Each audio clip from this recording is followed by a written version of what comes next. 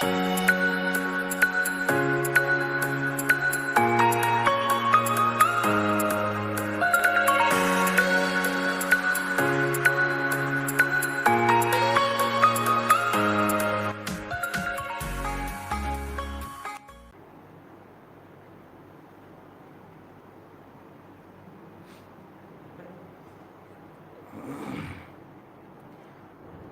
जी, good morning.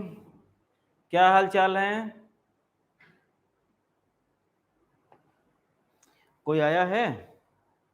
फटाफट join होइए। Start करते हैं प्रोफेशनल एथिक्स का नेक्स्ट पार्ट अपने क्लास 7। पिछले रिवीजन क्लास में क्लास 6 तक खत्म हो गया था। ओके, तो क्लास 7 आज स्टार्ट करते हैं। ठीक,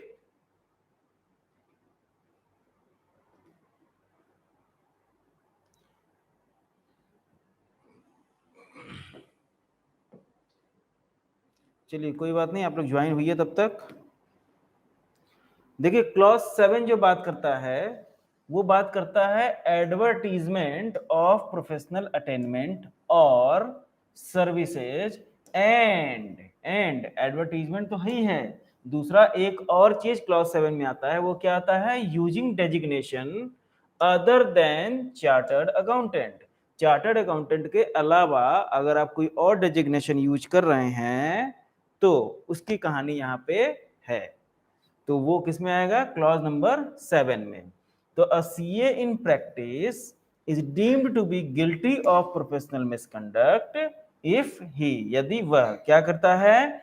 एडवर्टाइज करता है। क्या करता है? एडवर्टाइज करता है। एडवर्टाइज क्या करता है? अपना प्रोफेशनल अटेनमेंट जो उसने अचीव किया है उसको एडवर्टाइज करता है, या जो वो सर्विसेज देता है उसको वो एडवर्टाइज करता है। या यदि वो डेजिग्नेशन यूज कर रहा है, डेजिग्नेशन यूज कर रहा है अदर देन चार्टर्ड अकाउंटेंट, मतलब चार्टर्ड अकाउंटेंट का डेजिग्नेशन यूज नहीं कर रहा है, उसके अलावा किसी कोई और डेजिग्नेशन वो यूज कर रहा है। कहां पे यूज कर रहा है? ऑन, कहां पे यूज कर रहा है? On professional document, visiting card, letter head या साइन बोर्ड। ये चार जगह पे वो डेजिग्नेशन जो यूज कर रहा है वो चार्टर्ड अकाउंटेंट यूज नहीं कर रहा है, कोई और यूज कर रहा है। तो पहली बात तो वो एडवर्टाइज कर रहा है। एडवर्टाइज किसका कर रहा है? प्रोफेशनल अटेनमेंट और सर्विसेज का। दूसरा, वो क्या कर रहा है? चार्टर्ड अकाउंटेंट डेजिग्नेशन यूज नहीं कर रहा है इन चारों के अलावा, इन चार पे मतलब professional documents, visiting card, letter head और साइन बोर्ड पे। क्लियर है? चलिए आगे बढ़ते हैं। अब recognised degree of universities and title indicating membership of ICI और other recognised professional bodies is permitted. ठीक, तो भाई ठीक, सही बात है, ये चीजें तो परमिटेड है। अब चार्टर्ड अकाउंटेंट का डेजिग्नेशन वो यदि यूज नहीं कर रहा है, ठीक है, लेकिन जो नाम है जैसे मान लीजिए CARK मिश्रा, ठीक, ये तो हो गया प्रेफिक्स, इससे मतलब ही नहीं है। अब ये डेजिग्नेशन होता है, नीचे आदमी लिखता है चार्टर्ड अकाउंटेंट्स, चार्टर्ड अकाउंटेंट, और इसके नीचे आदमी छोटे छोटे लिखता है कि हम CA भी हैं, CS भी हैं, CMA भी हैं, CFA भी हैं। ये छोटा छोटा आदमी यूज करता है। तो ये जो बात हो रही है रिकॉग्नाइज्ड डिग्री, ये इसकी बात हो रही है, और जो डेजिग्नेशन की बात हो रही है वो इसकी बात हो रही है, और ये प्रेफिक्स है। क्लियर है? Good morning, good morning sir ji. चलिए, गाइडलाइन क्या है एडवर्टीजमेंट की? अब ये तो एक बात हो गई, ये तो एक बात हो गई किसकी? गाइड, जो वो डेजिग्नेशन यूज कर रहा था। अब जो एडवर्टीजमेंट की बात हो रही थी कि वो एडवर्टाइज नहीं कर सकता है, तो एडवर्टीजमेंट से रिलेटेड भी क्या है अपने पास? एडवर्टीजमेंट से रिलेटेड भी गाइडलाइन है। दीपेन अग्रवाल, गुड मॉर्निंग दीपेन जी।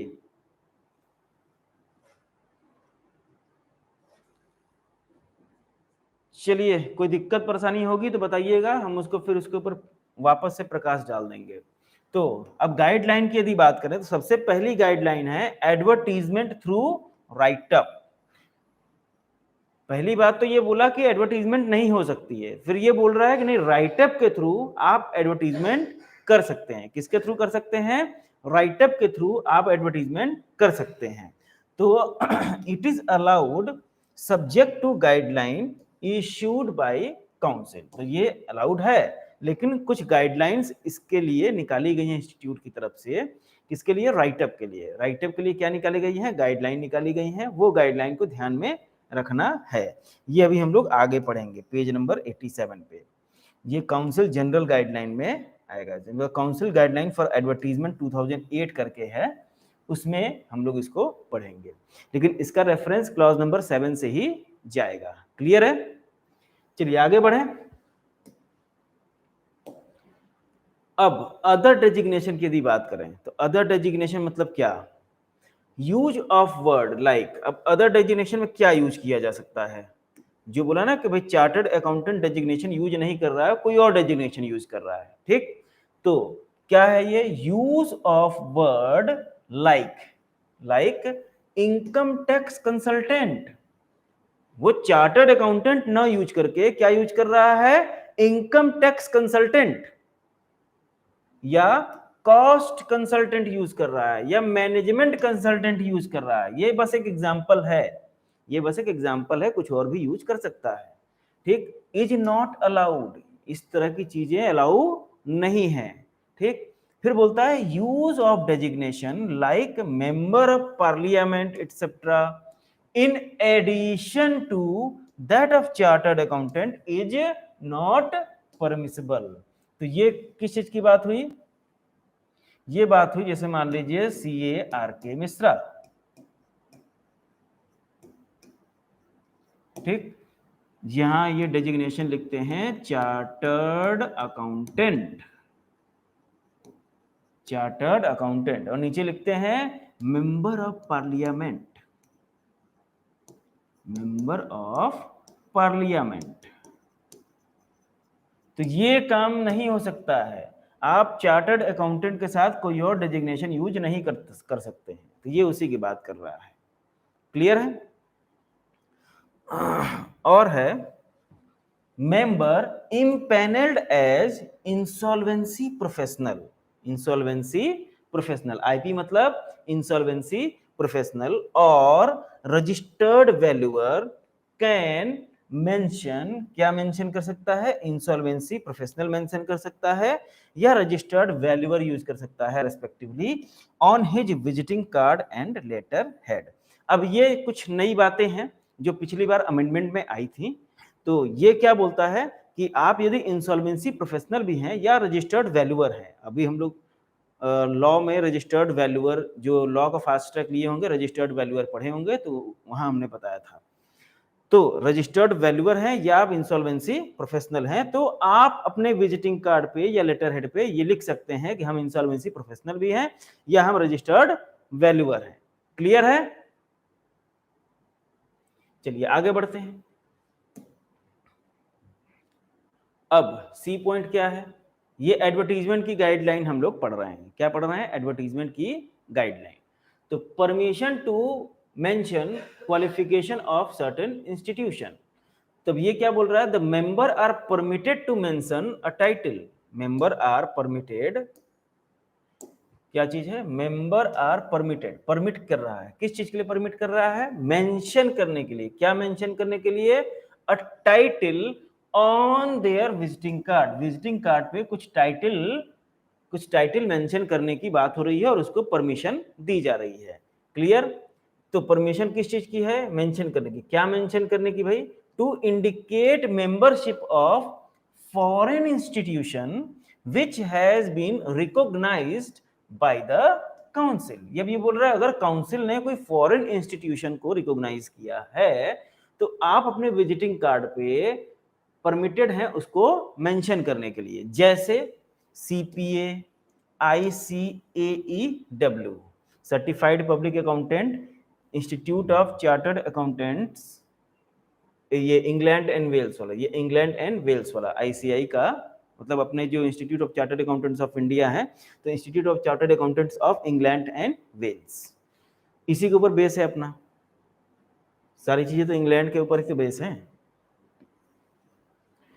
तो ये आप यूज कर सकते हैं। तो इसके लिए आपको परमिशन लेने की जरूरत नहीं है, ये परमिटेड है ऑलरेडी। क्लियर है? चलिए फिर क्या हुआ, डेट ऑफ, डी पॉइंट क्या बोलता है, date of setting up of practice. भाई किस दिन आपने प्रैक्टिस शुरुआत की, उसके डेट की बात हो रही है। ये बोल रहा है date of setting up practice और date of establishment of firm on the letter head and other professional documents should not be mentioned. आपको याद है जब इसकी गाइडलाइन पढ़ रहे थे, किसकी गाइडलाइन पढ़ रहे थे, वेबसाइट की, तो आप लोगों को हमने बोला था कि आप लोग एक काम करिए, आप लोग यहाँ पे एक चीज को बुकमार्क करिए। क्या चीज को बुकमार्क हमने करवाया था, अब जरा उस बुकमार्क को खोलिए। क्या करवाया था, वहां पे लिखा था ईयर ऑफ एस्टेब्लिशमेंट आप दे सकते हैं, कहां पे, वेबसाइट पे, लेकिन यहां पे मना कर रहा है। तो वेबसाइट पे आप ईयर ऑफ एस्टेब्लिशमेंट दे सकते हैं, लेकिन आप कहां नहीं दे सकते हैं, लेटर हेड पे या अदर प्रोफेशनल डॉक्यूमेंट पे नहीं दे सकते हैं। कहां नहीं दे सकते हैं, लेटर हेड पे या अदर प्रोफेशनल डॉक्यूमेंट पे, लेकिन आप वेबसाइट पे दे सकते हैं। ठीक, अब ये दोनों कनेक्ट हुए। चलिए आगे बढ़ते हैं। फिर ये बोल रहा है नेक्स्ट है practice as advocate. Practice as advocate, ये क्या बोलता है, ये बोलता है person eligible otherwise subject to permission may practice as advocate but can't use designation chartered accountant and advocate simultaneously.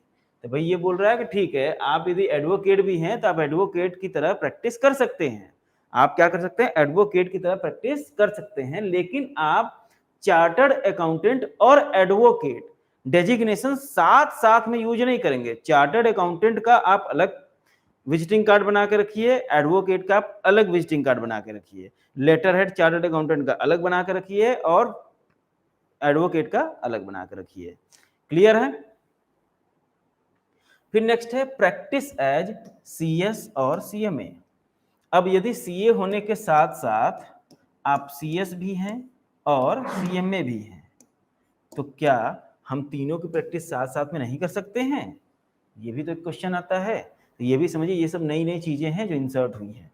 Members in practice who are otherwise eligible may also practice as CS and और, साथ साथ में CS का भी और CMA का भी, लेकिन however shall not use designation of aforesaid institute with chartered accountant simultaneously.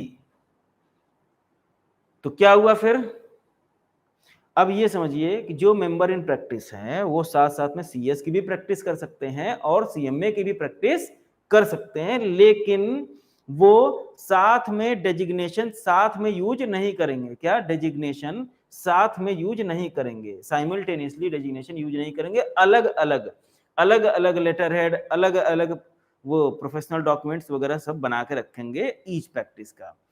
अच्छा, इसका मतलब ये नहीं हुआ कि आप पार्ट टाइम प्रैक्टिस माने जाएंगे, इसका मतलब ये हुआ कि आप फुल टाइम ही प्रैक्टिस माने जाएंगे। तो ये क्लैरिफाई किया गया है कि अगर साथ में आप CS, CMA तीनों को प्रैक्टिस करते हैं तो it is clarified that in the event of the permission being granted to a member in practice to also hold COP of sister institute या bar council, such a member be treated as member in full time practice।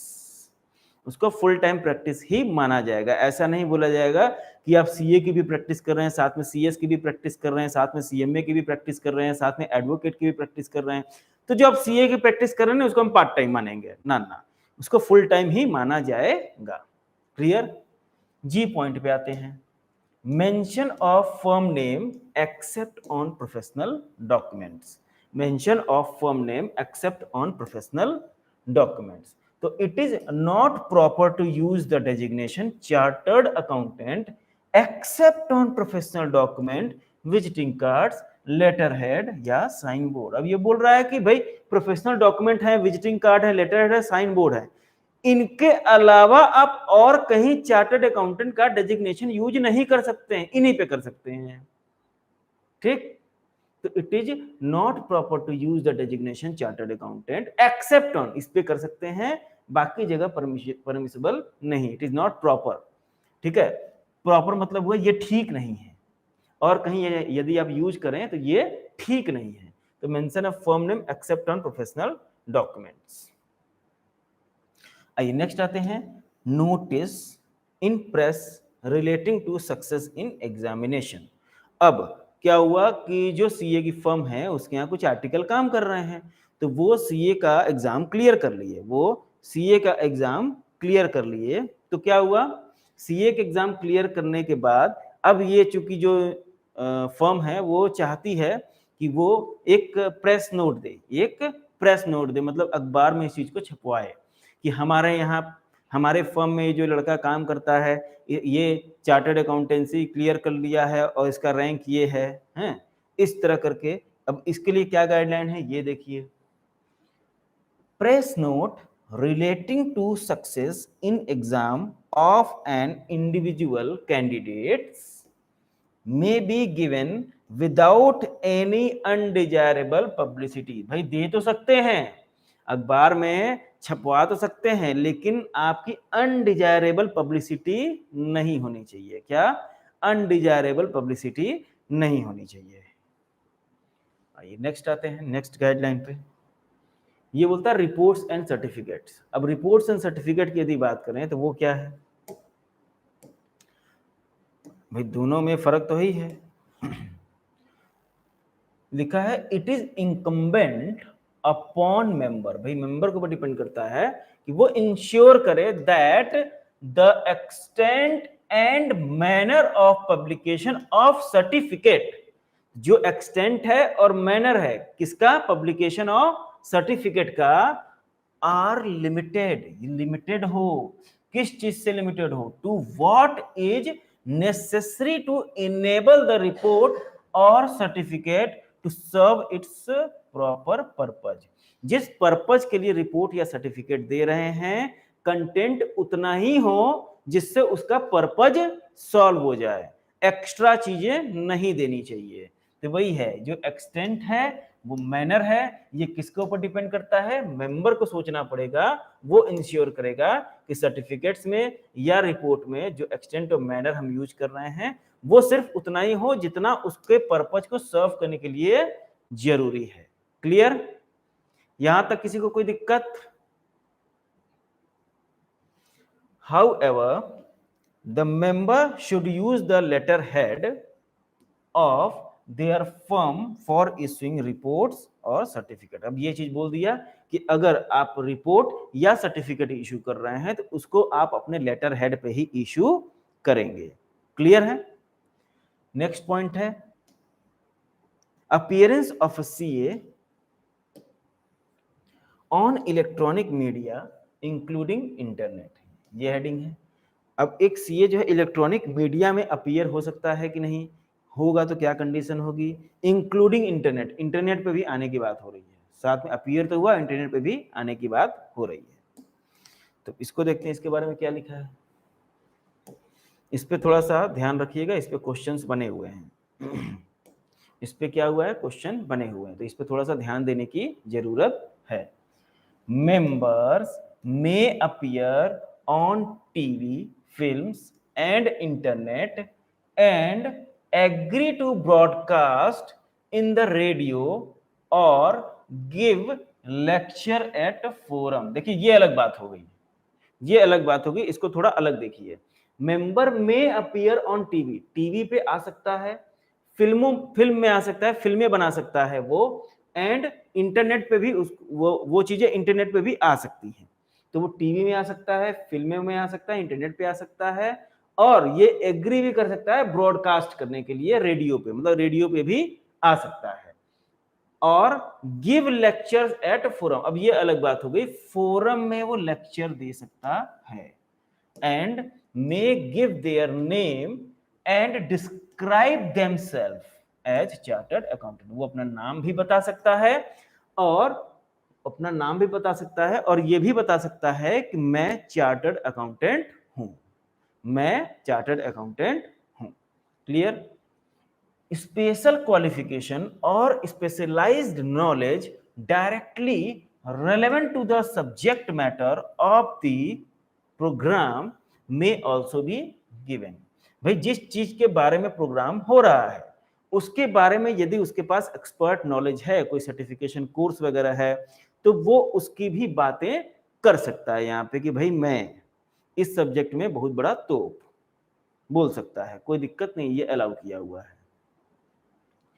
Firm name में also B mentioned, however firm name भी दिया जा सकता है, however any एक्सग्रेटेड claim और any kind of comparison is not permissible. भाई firm name दिया जा सकता है लेकिन एक्स्ट्रा क्लेम नहीं दिया जा सकता है कि नहीं हमारी फर्म 50 साल पुरानी फर्म, बहुत बड़ी टैक्स की एक्सपर्ट फर्म, जीएसटी में तो एकदम महारत हासिल है, ऐसा नहीं होना चाहिए, ये नहीं किया जा सकता है। फर्म नेम आप दे सकते हैं, बड़ाई नहीं कर सकते हैं, और या एनी काइंड ऑफ कंपैरिजन भी आप नहीं कर सकते हैं कि हमारी फर्म उस फर्म से ज्यादा अच्छी है, हमारी फर्म ये वाली फर्म से ज्यादा अच्छी है, दिल्ली वाली फर्म से ज्यादा अच्छी है, मुंबई वाली फर्म से ज्यादा अच्छी है, ना, नो कंपैरिजन। ओके, एवरीथिंग ही से और राइट, जो भी वो लिख रहा है या बोल रहा है, मस्ट बी प्रोफेशनल। क्या होना चाहिए? प्रोफेशनल होना चाहिए। And does not contain any publicity और एडवर्टीजमेंट, और उसमें कोई भी पब्लिसिटी या एडवर्टीजमेंट की बात नहीं होनी चाहिए। क्लियर? यहां तक किसी को दिक्कत?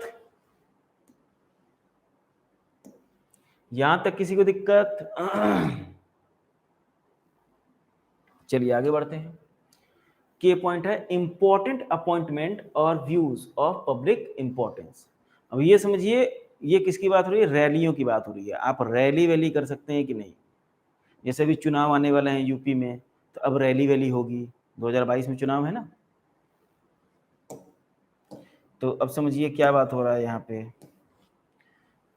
पब्लिसिटी इज परमिटेड, आप कर सकते हैं publicity for appointment of position of local और नेशनल इंपॉर्टेंस, एमपी एमएलए वगैरह के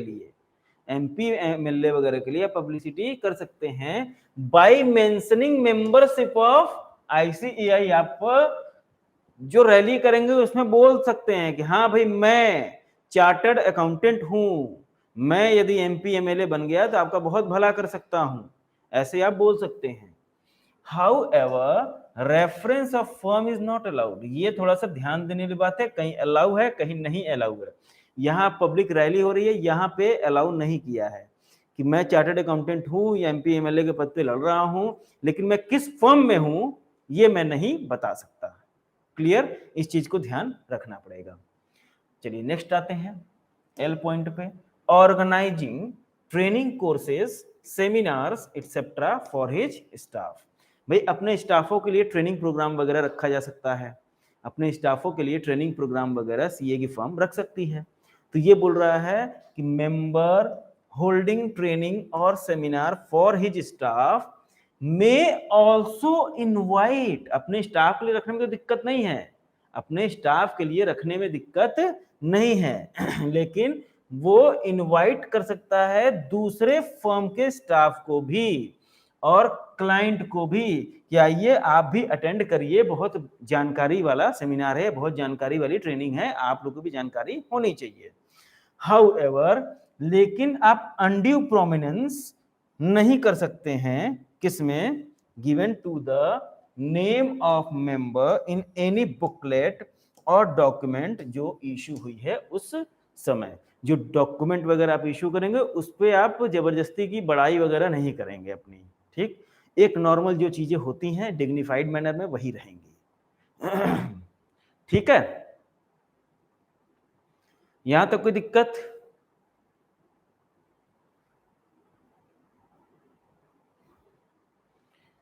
चलिए आगे बढ़ते हैं। राइटिंग आर्टिकल्स और letters to the press, writing articles और लेटर्स टू द प्रेस।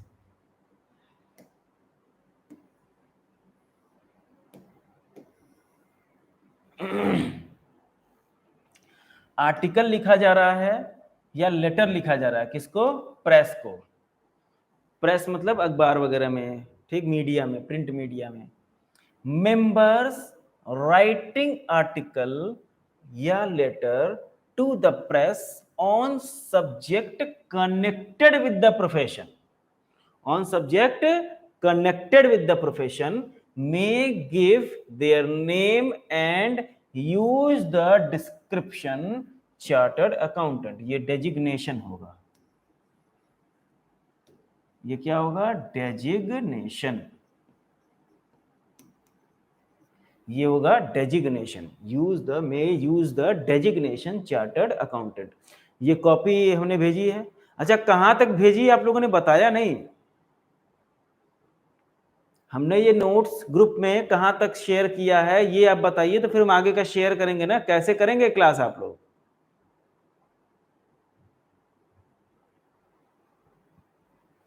इसको बताइएगा जरूर, ताकि हम आगे का भी बना के आपको पीडीएफ भेज सकें।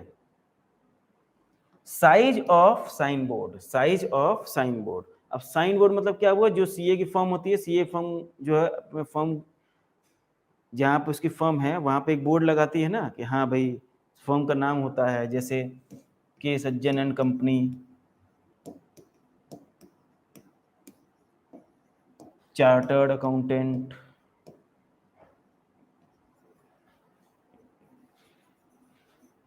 चार्टर्ड अकाउंटेंट, ऐसे करके एक बोर्ड होता है, सफेद रंग का सिंपल सा बोर्ड होता है। यहाँ सीए का लोगो भी होता है।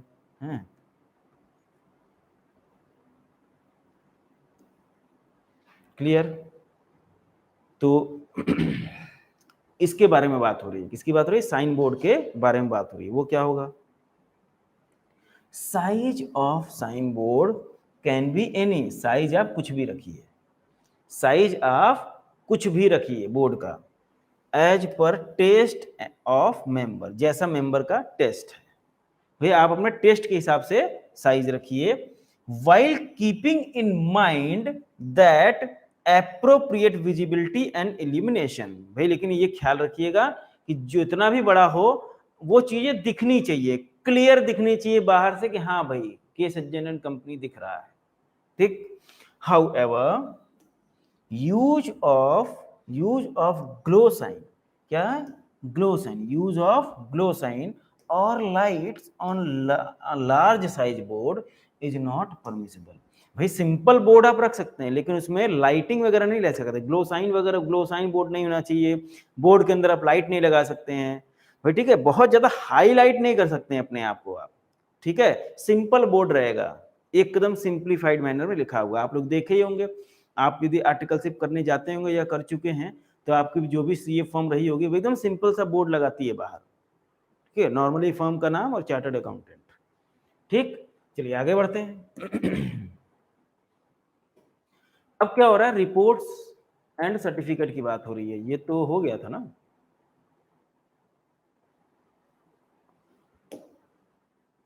मेंबर्स में अपीयर ऑन टीवी, ये भी हो गया था। Important appointment views, organising training courses seminar, ये भी हो गया था।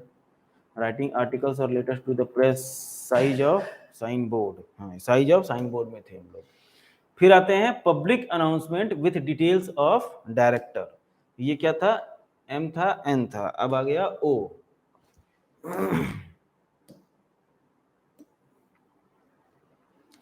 ये आ गया ओ। ये क्या बोल रहा है? Public announcement with details of director. अब समझिए ये क्या बात हो रही है, थोड़ा सा इंपॉर्टेंट है, थोड़ा टिपिकल है। पहले इसको पढ़ लेते हैं, ये क्या बोलना चाह रहा है, ठीक। इसको हम लोग पढ़ लेते हैं, ये क्या बोलना चाह रहा है। Name of CA acting as director, वो सीए की बात हो रही है जो डायरेक्टर है, उस सीए की बात हो रही है जो डायरेक्टर है किसी कंपनी में, is permissible to appear in the prospectus, वो अपना नाम प्रोस्पेक्टस में दे सकता है, prospectus of the company. However description regarding his expertise and knowledge is not permitted, मतलब वो डिस्क्रिप्शन किसके बारे में मना हो रहा है, डिस्क्रिप्शन नहीं दे सकता है। क्या चीज का डिस्क्रिप्शन नहीं दे सकता है, regarding his expertise and knowledge is not permitted. भाई वो कितना एक्सपर्ट है, उसको कितनी नॉलेज है, इसके बारे में बातें नहीं हो सकती हैं। क्लियर?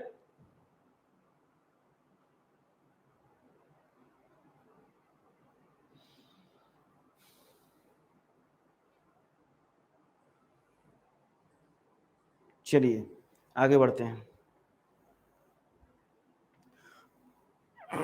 तो ये चीजें समझ में आई कि भाई जो सीए डायरेक्टर है किसी कंपनी में, वो प्रोस्पेक्टस में उसका नाम आ सकता है, लेकिन एक्सपर्टीज और नॉलेज के बारे में डिटेल नहीं आ सकती है।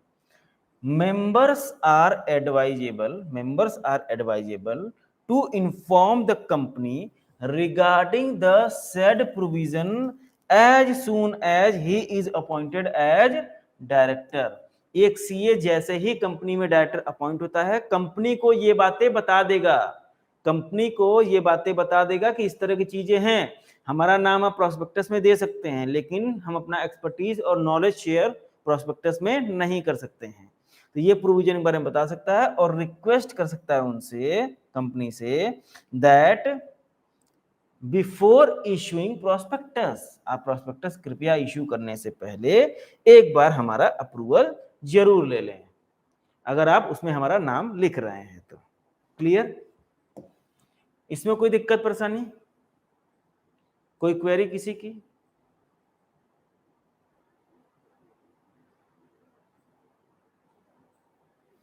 चलिए, network form and networking guidelines, ये हम लोग अलग से पढ़ेंगे, ये काउंसिल जनरल गाइडलाइन में पढ़ेंगे हम लोग। अब यूज ऑफ लोगो की बात हो रही है, यूज ऑफ लोगो की बात हो रही है। वो ये बोल रहा है use of logo of any kind on any display material. Sorry, ये डिस्प्ले है, अपना ही लिखा हुआ नहीं पढ़ पा रहा आदमी है, इसको हम अलग से लिख दे रहे हैं ताकि आपको दिखे। ये है डिस्प्ले, ठीक, display material. Use of logo of any kind, किसी भी तरह का, ऑन एनी डिस्प्ले मटेरियल, कोई भी डिस्प्ले मटेरियल पे या कोई मीडिया पे, फॉर एग्जांपल स्टेशनरी हो गई, डॉक्यूमेंट हो गई, विजिटिंग कार्ड हो गई, साइन बोर्ड हो गया, ये क्या है, प्रोहिबिटेड है, प्रोहिबिटेड है। आप किसी भी तरह का लोगो कहीं भी यूज नहीं कर सकते हैं। अब एक बात आ रही है कॉमन सीए लोगो की। Use of common logo prescribed by ICI is permitted subject to guidelines.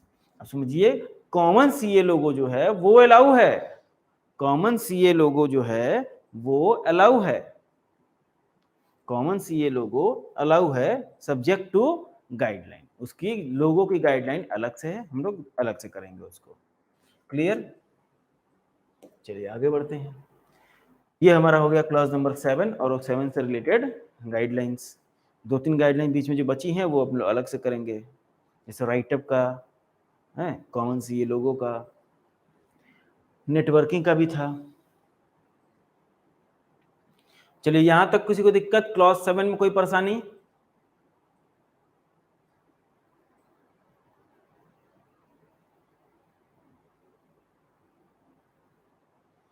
चलिए कोई बात नहीं, क्लॉज नंबर 8 पे आते हैं। क्लॉज नंबर 8 क्या बोलता है, prior communication with predecessor auditor.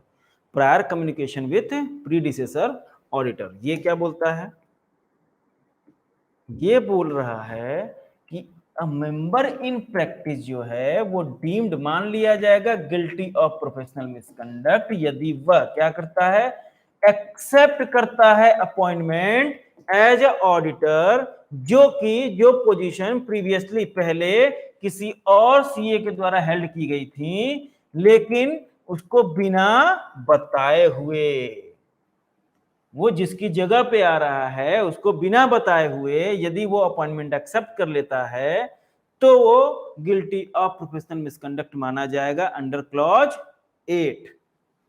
अब professional reason for not accepting audit, अब कुछ प्रोफेशनल रीजन भी हो सकते हैं कि आप ऑडिट एक्सेप्ट ना करें। सबसे पहला रीजन है non compliance of provision of section 139 and 140 of Companies Act 2013।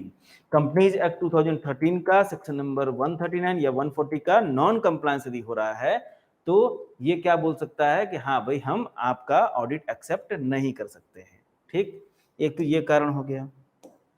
दूसरा, non payment of undisputed fees. Disputed नहीं है, कृपया ध्यान दें विद्यार्थीगण, कृपया ध्यान दें, ये जो फीस की बात हो रही है अनडिस्प्यूटेड फीस की बात हो रही है। अनडिस्प्यूटेड जिसमें कोई डिस्प्यूट ही नहीं है उसका आप नॉन पेमेंट कर रहे हैं। भाई डिस्प्यूट नहीं तो उसको तो पेड करके खत्म करिए ऑडिट फीस, एक्सेप्ट सिक यूनिट। सिक यूनिट को छोड़ के, सिक यूनिट को छोड़ के, सिक यूनिट है तो उसमें थोड़ी छूट है। Provision for audit fees in accounts signed by auditor and client shall be considered as undisputed. जो आपकी balance sheet P and L जो अपने फाइनेंशियल स्टेटमेंट साइन किया था उसमें जो ऑडिट फीस का प्रोविजन बना जिसको सीए ने भी साइन किया था, क्लाइंट ने भी साइन किया था, उस अमाउंट को अनडिस्प्यूटेड ऑडिट फीस बोला जाता है। तो यदि इसका पेमेंट नहीं हुआ है तो ये प्रोफेशनल रीजन है, ये एक प्रोफेशनल रीजन है कि आप क्या ऑडिट एक्सेप्ट ना करें, कोई आपको कुछ नहीं बोलेगा। या यदि क्वालिफाइड रिपोर्ट इश्यू हुआ है, क्वालिफाइड रिपोर्ट इश्यू हुआ है तो भी आप ऑडिट एक्सेप्ट नहीं कर सकते हैं, आपकी इच्छा है। ये प्रोफेशनल रीजन है जो आप नॉर्मली लोग एक्सेप्ट नहीं करते हैं इन सब केसेस में। तो ये बोल रहा है इन फर्स्ट टू केसेस, जो ऊपर टू केसेस की बात हुई है उसमें बोल रहा है कि acceptance of audit amounts to professional misconduct. अब फर्स्ट टू केसेस में तो ये प्रोफेशनल मिसकंडक्ट हो जाएगा क्योंकि ये काउंसिल जनरल गाइडलाइन में कवर हो जाएगा, काउंसिल जनरल गाइडलाइन में कवर हो जाएगा। यहाँ भले ही ये ऑप्शन बता रहा है लेकिन काउंसिल जनरल गाइडलाइन में कवर हो गया तो आप यदि एक्सेप्ट कर लिए ऑडिट तो आप प्रोफेशनल मिसकंडक्ट माने जाएंगे। इन थर्ड केस मेंबर में एक्सेप्ट ऑडिट। भाई जो क्वालिफाइड रिपोर्ट वाली बात हो रही है इसमें तो आप ऑडिट एक्सेप्ट कर सकते हैं यदि उसको ऐसा लगता है कि जो एटीट्यूड था रिटायरिंग ऑडिटर का वो प्रॉपर नहीं था और जस्टिफाइड भी नहीं था, लेकिन but if the report was qualified for good and valid reason। लेकिन यदि रिपोर्ट क्वालिफाइड हुई है गुड एंड वैलिड रीजन से तो non acceptance would be healthy practice. Non acceptance करना हेल्दी प्रैक्टिस है। हालांकि इसमें आप एक्सेप्ट कर भी लेते हैं तो कोई दिक्कत वाली बात नहीं है, इसमें कोई आपका नॉन कंप्लायंस नहीं हो रहा है कहीं पे। लेकिन भाई ठीक है भाई, ये हेल्दी प्रैक्टिस है कि आप ना एक्सेप्ट करें। आगे बढ़े, फिर बोलता है fees pending due to non availability of previous auditor. अब जो फीस पेंडिंग की बात हो रही, फीस जो पेड नहीं हुआ था, जो क्या हुआ था, फीस पेड नहीं हुआ था अनडिस्प्यूटेड ऑडिट फीस में, अनडिस्प्यूटेड ऑडिट फीस थी और पेड नहीं हुई थी तो हम ऑडिट एक्सेप्ट नहीं कर सकते हैं।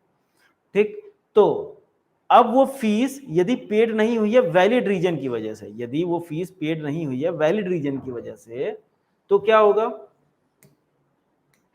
अब उस वैलिड रीजन में क्या आ सकता है, सबसे पहली बात फीस पेंडिंग है क्योंकि प्रीवियसली जो ऑडिटर, प्रीवियस ऑडिटर जो था वो अवेलेबल ही नहीं है। भाई हम किसको दें पैसा, हम पैसा किसको दें, वो तो अवेलेबल ही नहीं है। जिसका पैसा बाकी है वो तो ले ही नहीं रहा, वो गायब है। तो इन दिस केस क्या होगा, द इनकमिंग ऑडिटर वो क्या करेगा, एडवाइस देगा क्लाइंट को। क्या एडवाइस देगा कि आप डीडी परचेज करके रख लीजिए उतने अमाउंट का, amount equivalent to undisputed fees, audit fees, उतने अमाउंट का डीडी बनवा देगा वो हैं, एंड फिर वो एक्सेप्ट कर सकता है audit assignment after verifying the same. भाई आप उसके नाम से वो बहाना मार रहा है कि भाई ऑडिटर हमको मिला ही नहीं, तो क्या करेगा कि भाई आप डीडी बना के उतने अमाउंट से रख दीजिए, हमको वेरीफाई कराइए तब हम ऑडिट एक्सेप्ट करेंगे। क्लियर। फिर क्या हुआ, course of action in case of change of auditorship. तो दो ये बोल रहा है कि the object of incoming auditor in communicating with the retiring auditor, जो कम्युनिकेट करना है रिटायरिंग ऑडिटर से, नए ऑडिटर जो आ रहा है उसको कम्युनिकेट करना है पुराने ऑडिटर से, इज, यो किस लिए करना है, is to ascertain from him, ये पता करने के लिए कि whether there are any circumstances which warrant him not to accept the appointment, क्या कुछ ऐसा कारण हो सकता है, भाई उसको निकाल के हमको रखा गया है तो कुछ तो कारण होगा, उसको चेंज करके हमको लाया जा रहा है, तो वो पूछने के लिए, इस वजह से ये कम्युनिकेशन वाला चक्कर यहाँ हो रहा है, ताकि जो नया ऑडिटर है वो सावधान हो जाए। पता चला पुराना ऑडिटर क्या बोलेगा, अरे रे वो ठीक नहीं है, वो कम्युनिकेट करेगा तभी तो बताएगा, अरे नहीं नहीं वहां जाइएगा ही मत, आप जहां कुछ मांगेंगे, ज्यादा ऑडिट करने लगेंगे ना, कागज पत्र ज्यादा मांगने लगेंगे, तो आपको क्या करेगा, कमरे में बंद करके चूहा दौड़ा देगा आपके ऊपर। तो इन सब चीजों से बचने के लिए ही कम्युनिकेशन होती है। क्लियर? फिर आगे बढ़ते हैं हम लोग, ड्यूटी ऑफ रिटायरिंग ऑडिटर। अब रिटायरिंग ऑडिटर की क्या ड्यूटी है, जिससे कम्युनिकेशन हो रहा है उसकी क्या ड्यूटी है, वो प्रोवाइड करेगा known information regarding any fact और other information of which in the opinion of retiring auditor the incoming auditor needs to be aware before deciding whether to accept the engagement। तो भाई पुराने auditor की duty है, तो वो अगर वो कुछ फैक्ट्स वगैरह ऐसा जान रहा है जो नए ऑडिटर को जानना जरूरी है, नए ऑडिटर को जानना जरूरी है, तो वो उसको जरूर बताएगा। The retiring auditor shall provide the information diligently, लेकिन इज्जत से बताएगा। ठीक, आगे बढ़े। फिर बोल रहा है positive evidence of delivery required. भाई ये सबसे ज्यादा जरूरी है।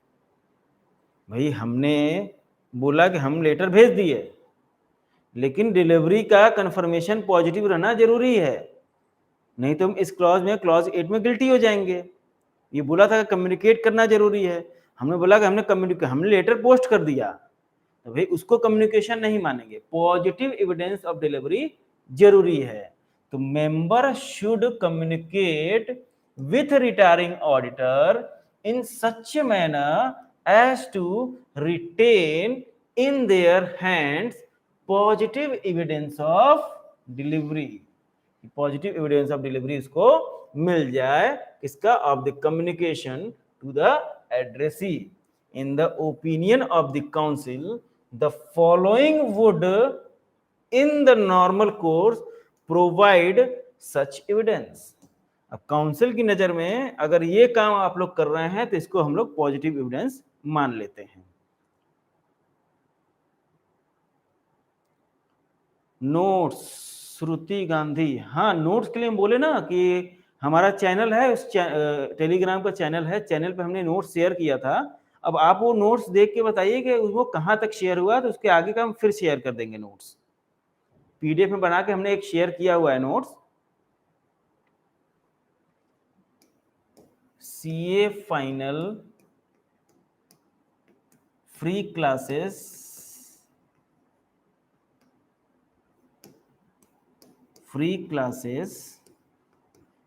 एंड नोट्स, ये हमारा चैनल का नाम है, पब्लिक है, कोई दिक्कत नहीं है। इसमें 260 या 261 सब्सक्राइबर होंगे, ये पहचान है इसकी। इसमें जाइए, इसमें मिल जाएगा। श्रुति जी क्लियर? इसमें हमने एक नोट शेयर किया है, वो देखिए आप कहां तक है, और वो हमको बता दीजिएगा, ग्रुप में ही बता दीजिएगा, तो हम क्या करेंगे उसके आगे का पीडीएफ शेयर कर देंगे। क्लियर है? आगे बढ़ें। CA final free classes and notes,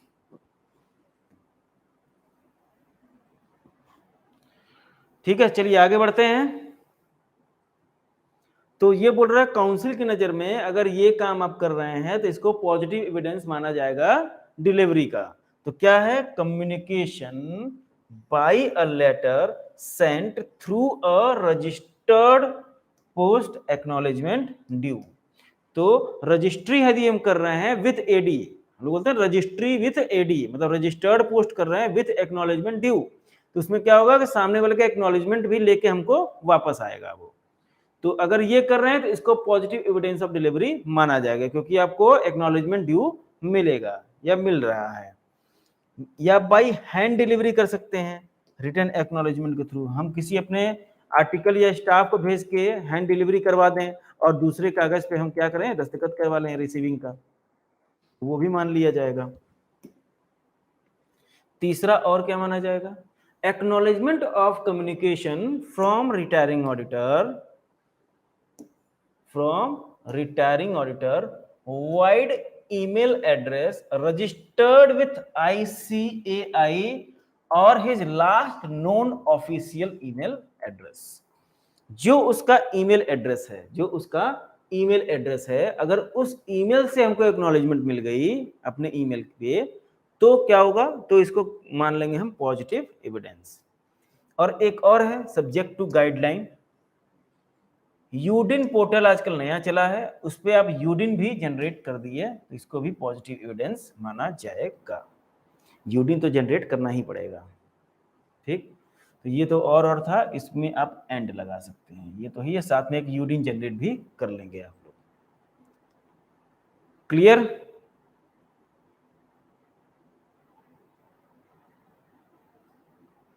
हाँ, नोट्स वाला क्लियर हो गया ना श्रुति जी? चलिए कोई बात नहीं।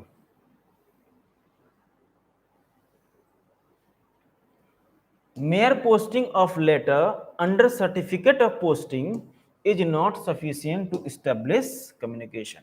सर सर्टिफिकेट ऑफ पोस्टिंग, क्या लेटर पोस्ट करने का भी कोई सर्टिफिकेट मिलता है क्या? ये सर्टिफिकेट ऑफ पोस्टिंग का मतलब ये हुआ कि आप यदि क्या कर रहे हैं, स्पीड पोस्ट कर रहे हैं, तो उसकी एक रिसिप्ट मिलेगी ना आपको स्पीड पोस्ट की। आपने स्पीड पोस्ट किया, उसकी आपको रसीद मिल गई। आपने कोरियर किया, उसकी एक रसीद मिल गई आपको, कोरियर की रसीद मिल गई। तो ये जो रसीद मिलती है ना, इसी को बोलते हैं सर्टिफिकेट ऑफ पोस्टिंग, ठीक। हाय हेलो, क्या हाल चाल है?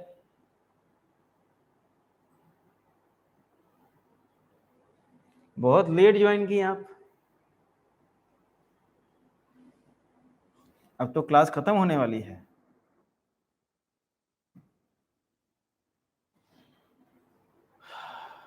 चलिए, प्रीमाइसेस फाउंड लॉग्ड, यदि प्रीमाइसेस लॉग्ड मिली तो क्या होगा? कम्युनिकेशन तो हमने किया था, कम्युनिकेशन किया था, लेकिन वो बैक आ गया हमारे पास विथ, क्या उस पर लिखा था, ऑफिस फाउंड लॉग्ड। हमने लेटर भेजा था, लेकिन वो लेटर वापस आ गया मेरे पास, ये लिख के कि ऑफिस फाउंड लॉग्ड, ठीक। एक्नॉलेजमेंट पे ये लिखा था। शैल भी, तब इसको मान लिया जाएगा कि आपने डिलीवरी कर दी है रिटायरिंग ऑडिटर को, और आप क्या एंगेजमेंट नया वाला एक्सेप्ट कर सकते हैं, ठीक है। आगे बढ़े, यहां तक किसी को कोई दिक्कत?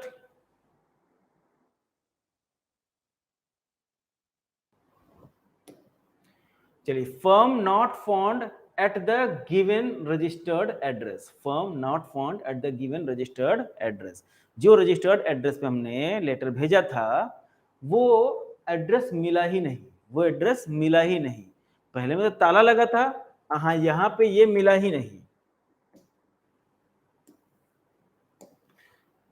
अब क्या हुआ, if communication received back with remarks no such office exist at this address and such address is registered with ICAI, ठीक। कोई कम्युनिकेशन, वो कम्युनिकेशन जो रिसीव्ड हुआ, वो लिखा था उसमें कि कोई भी ऐसा ऑफिस एग्जिस्ट नहीं करता है, ठीक, और वही एड्रेस ICAI के पास रजिस्टर्ड है उस डेट पे,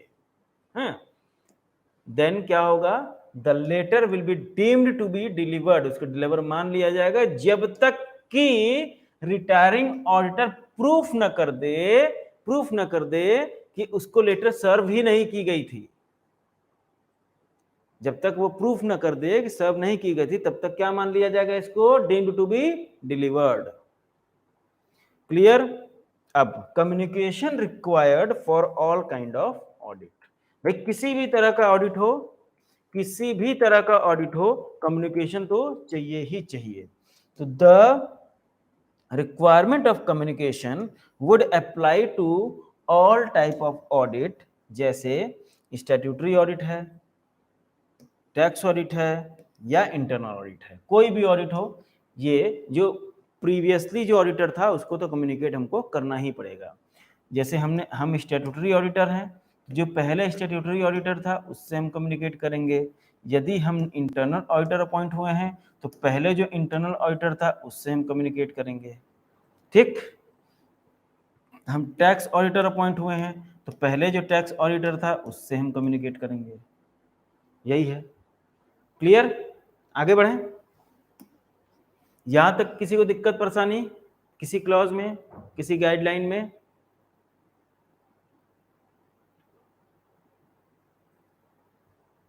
चलिए फिर आगे बढ़ते हैं। This clause is applicable in situation of replacement position, not in situation of parallel position. सही बात है, हम यदि स्टैट्यूटरी ऑडिटर अपॉइंट हुए हैं तो हम पिछले इंटरनल ऑडिटर को थोड़ी बताएंगे, कम्युनिकेट थोड़ी करेंगे। हम किसको बताएंगे? स्टैट्यूटरी ऑडिटर को ही बताएंगे। तो रिप्लेसमेंट पोजीशन होगी ना तो ये क्लॉज लगेगा, पैरेलल पोजीशन में नहीं लगेगा। अब एक और चीज है, स्पेशल ऑडिट की बात हो रही है अंडर इनकम टैक्स एक्ट 1961। तो इसमें यदि इनकम टैक्स के अंदर आपकी स्पेशल ऑडिट हो रही है और आप ऑडिटर अपॉइंट हुए हैं, तो it would be healthy practice if a tax auditor appointed for conducting special audit communicate with the member who has conducted the statutory audit. अगर स्पेशल ऑडिट जो परफॉर्म कर रहा है बंदा, वो किससे संपर्क करेगा? स्टैट्यूटरी ऑडिटर से कम्युनिकेट करेगा, जो जिसने पहले स्टैट्यूटरी ऑडिट की थी उससे कम्युनिकेट करेगा इन केस ऑफ स्पेशल ऑडिट किया जा रहा है इनकम टैक्स एक्ट 1961 में। तो क्लियर है? आगे बढ़ते हैं। Communication in case of assignment done by other professional. अब communication is mandatory for all type of audit where previous auditor is a chartered accountant. In case of assignment done by non CA it would also be a healthy practice to communicate. अब चूंकि आपको पता है कि ये जरूरी नहीं, जैसे मान लीजिए हम इंटरनल ऑडिटर अपॉइंट हुए हैं, ठीक, तो हमको जो पिछले इंटरनल ऑडिटर हैं उनको कम्युनिकेट करना था, लेकिन पता लगा कि ये जो इंटरनल ऑडिटर था ना ये सीए नहीं था, ये तो सीएस था। इंटरनल ऑडिट तो कोई भी बन सकता है, तो वो क्या था? सीएस था। तो हम क्योंकि सीए को करना था ना, सीएस को थोड़ी करना है। तो ये वही चीज बोल रहा है, communication is mandatory for all types of audit where previous auditor is a chartered accountant. यदि ये चार्टर्ड अकाउंटेंट है तब तो ये कंपलसरी हो गया, तब तो ये कंपलसरी हो गया। लेकिन यदि ये सीएस है तो इन case of assignment done by non CA, मतलब सीएस हो गया तो मतलब नॉन सीए ना, नॉन सीए ना मतलब सीएस है, सीए नहीं है तो नॉन सीए हो गया। तो इट वुड बी, ये बोल रहा है कि तब इस केस में ये हेल्दी प्रैक्टिस होगा कि आप कम्युनिकेट करें। नहीं भी करेंगे तो चलेगा, नहीं भी करेंगे तो चलेगा, लेकिन ये क्या बोल रहा है? ये हेल्दी प्रैक्टिस होगी यदि आप कम्युनिकेट करते हैं तो। ठीक है? Lack of time in acceptance of government audit. अब जाहिर सी बात है ये तो भाई एकदम एक्सट्रीम एग्जांपल है, आप लोग तो इससे जूझे हुए हैं। Lack of time in acceptance of government audit. Government audit आती हैं तो टाइम लिमिट लेके आती हैं। बैंक ऑडिट मिलती है तो उसमें रहता है कि 12 अप्रैल तक रिपोर्ट सबमिट करना है, कोई बोलते हैं 17 अप्रैल तक रिपोर्ट सबमिट करना है। अरे भाई 5 तारीख को तो हमको मिला अपॉइंटमेंट लेटर है, अब तुम बोल रहे 12 तारीख तक हमको रिपोर्ट चाहिए, हमको ऑडिट तो करने दो। पता चला हम पिछले ऑडिटर को कम्युनिकेट करें, उसी में 1 हफ्ता चलेगा, तब तक आपकी डेट चली जाएगी। तो इस केस में क्या होगा? इस केस में क्या होगा? इन the case of audit of government companies, bank or their branches where time schedule given for the assignment and there is not enough time to wait for the reply of retiring auditor, तो the incoming auditor क्या करेगा, may give conditional acceptance of the appointment and can commence the work immediately after he has sent the communication to the retiring auditor. तो ये क्या इस case में क्या करेगा, तुरंत जैसे ही वो कम्युनिकेशन भेजेगा अपना अपॉइंटमेंट एक्सेप्ट करके काम शुरू कर देगा. कंडीशनल एक्सेप्टेंस इसको बोलते हैं कि इन फ्यूचर यदि कोई ऑब्जेक्शन रेज हुई या लगा कि नहीं आप हमको एक्सेप्ट नहीं करना चाहिए तो हम बीच में ही काम छोड़ देंगे. ठीक, इसमें कोई दिक्कत, किसी को कोई दिक्कत परेशानी नहीं है, बहुत अच्छी बात है, बहुत ही अच्छी बात है. आगे बढ़ते हैं फिर. अब आगे क्या बढ़े, क्लॉज नंबर 8 तो खत्म हो गया. चलिए हमारा समय भी खत्म हो गया, 1 घंटा, समय समाप्ति की घोषणा हो गई, 1 घंटा हो गया. चलिए तो बाकी हम लोग करते हैं कल क्लॉज नंबर 9 से. कल हम लोग कोशिश करेंगे शुरुआती आधे घंटे में क्लॉज नंबर 9, 10, 11 और 12, मतलब ये शेड्यूल खत्म हो जाए, फर्स्ट शेड्यूल का पार्ट 1 खत्म हो जाए, पार्ट 2 अपने स्टार्ट कर देंगे. पार्ट 2 छोटा सा है, सिर्फ 2 क्लॉज है, वो भी आपका समझा हुआ है, ज्यादा दिक्कत नहीं होगा. चलिए ठीक है, तो रिवाइज करते रहिए. Best of luck for your exam. Revision continue रखिए और लाइव ज्यादा से ज्यादा जुड़िए. ओके, मिलते हैं कल.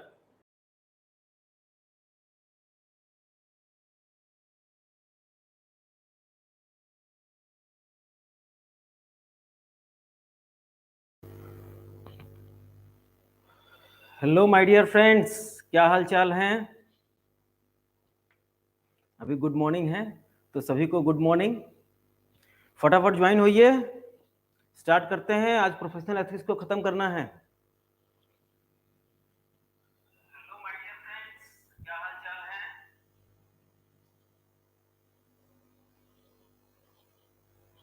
जल्दी जल्दी फटाफट जुड़िए. कौन कौन जुड़ गया है कमेंट करिए.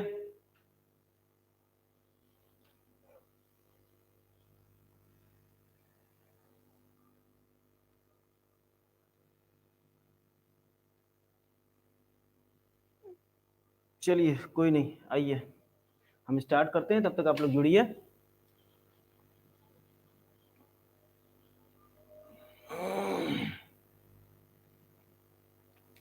देखिए क्लॉज 8 तक हो गया था अपने पिछली क्लास में, क्लॉज 8 तक हो गया था. आज क्लॉज 9 से रिवाइज करना है.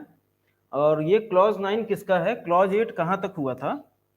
आपने देखिए सेक्शन कंप्लीट कर लिए थे, शुरुआत के कुछ बेसिक क्वेश्चन कंप्लीट है, बेसिक क्वेश्चन जो थे वो कंप्लीट हो गए हैं. अपने सेक्शन खत्म हो गए हैं, सेक्शन भी कंप्लीट हो गए हैं. और अपने हैं फर्स्ट शेड्यूल पे, फर्स्ट शेड्यूल पे हैं. इसमें है पार्ट 1 पे, इसमें है अपने पार्ट 1 पे. इसमें कितनी क्लॉज है, 12 क्लॉज, 12 क्लॉज है, जिसमें से 8 क्लॉज कंप्लीट हो गई है, 8 क्लॉज कंप्लीट हो गई है. ठीक है, चलिए अब क्लॉज नंबर 9 से आज करना है. तो फटाफट कौन कौन जुड़ गया भाई, मैसेज करिए, कमेंट.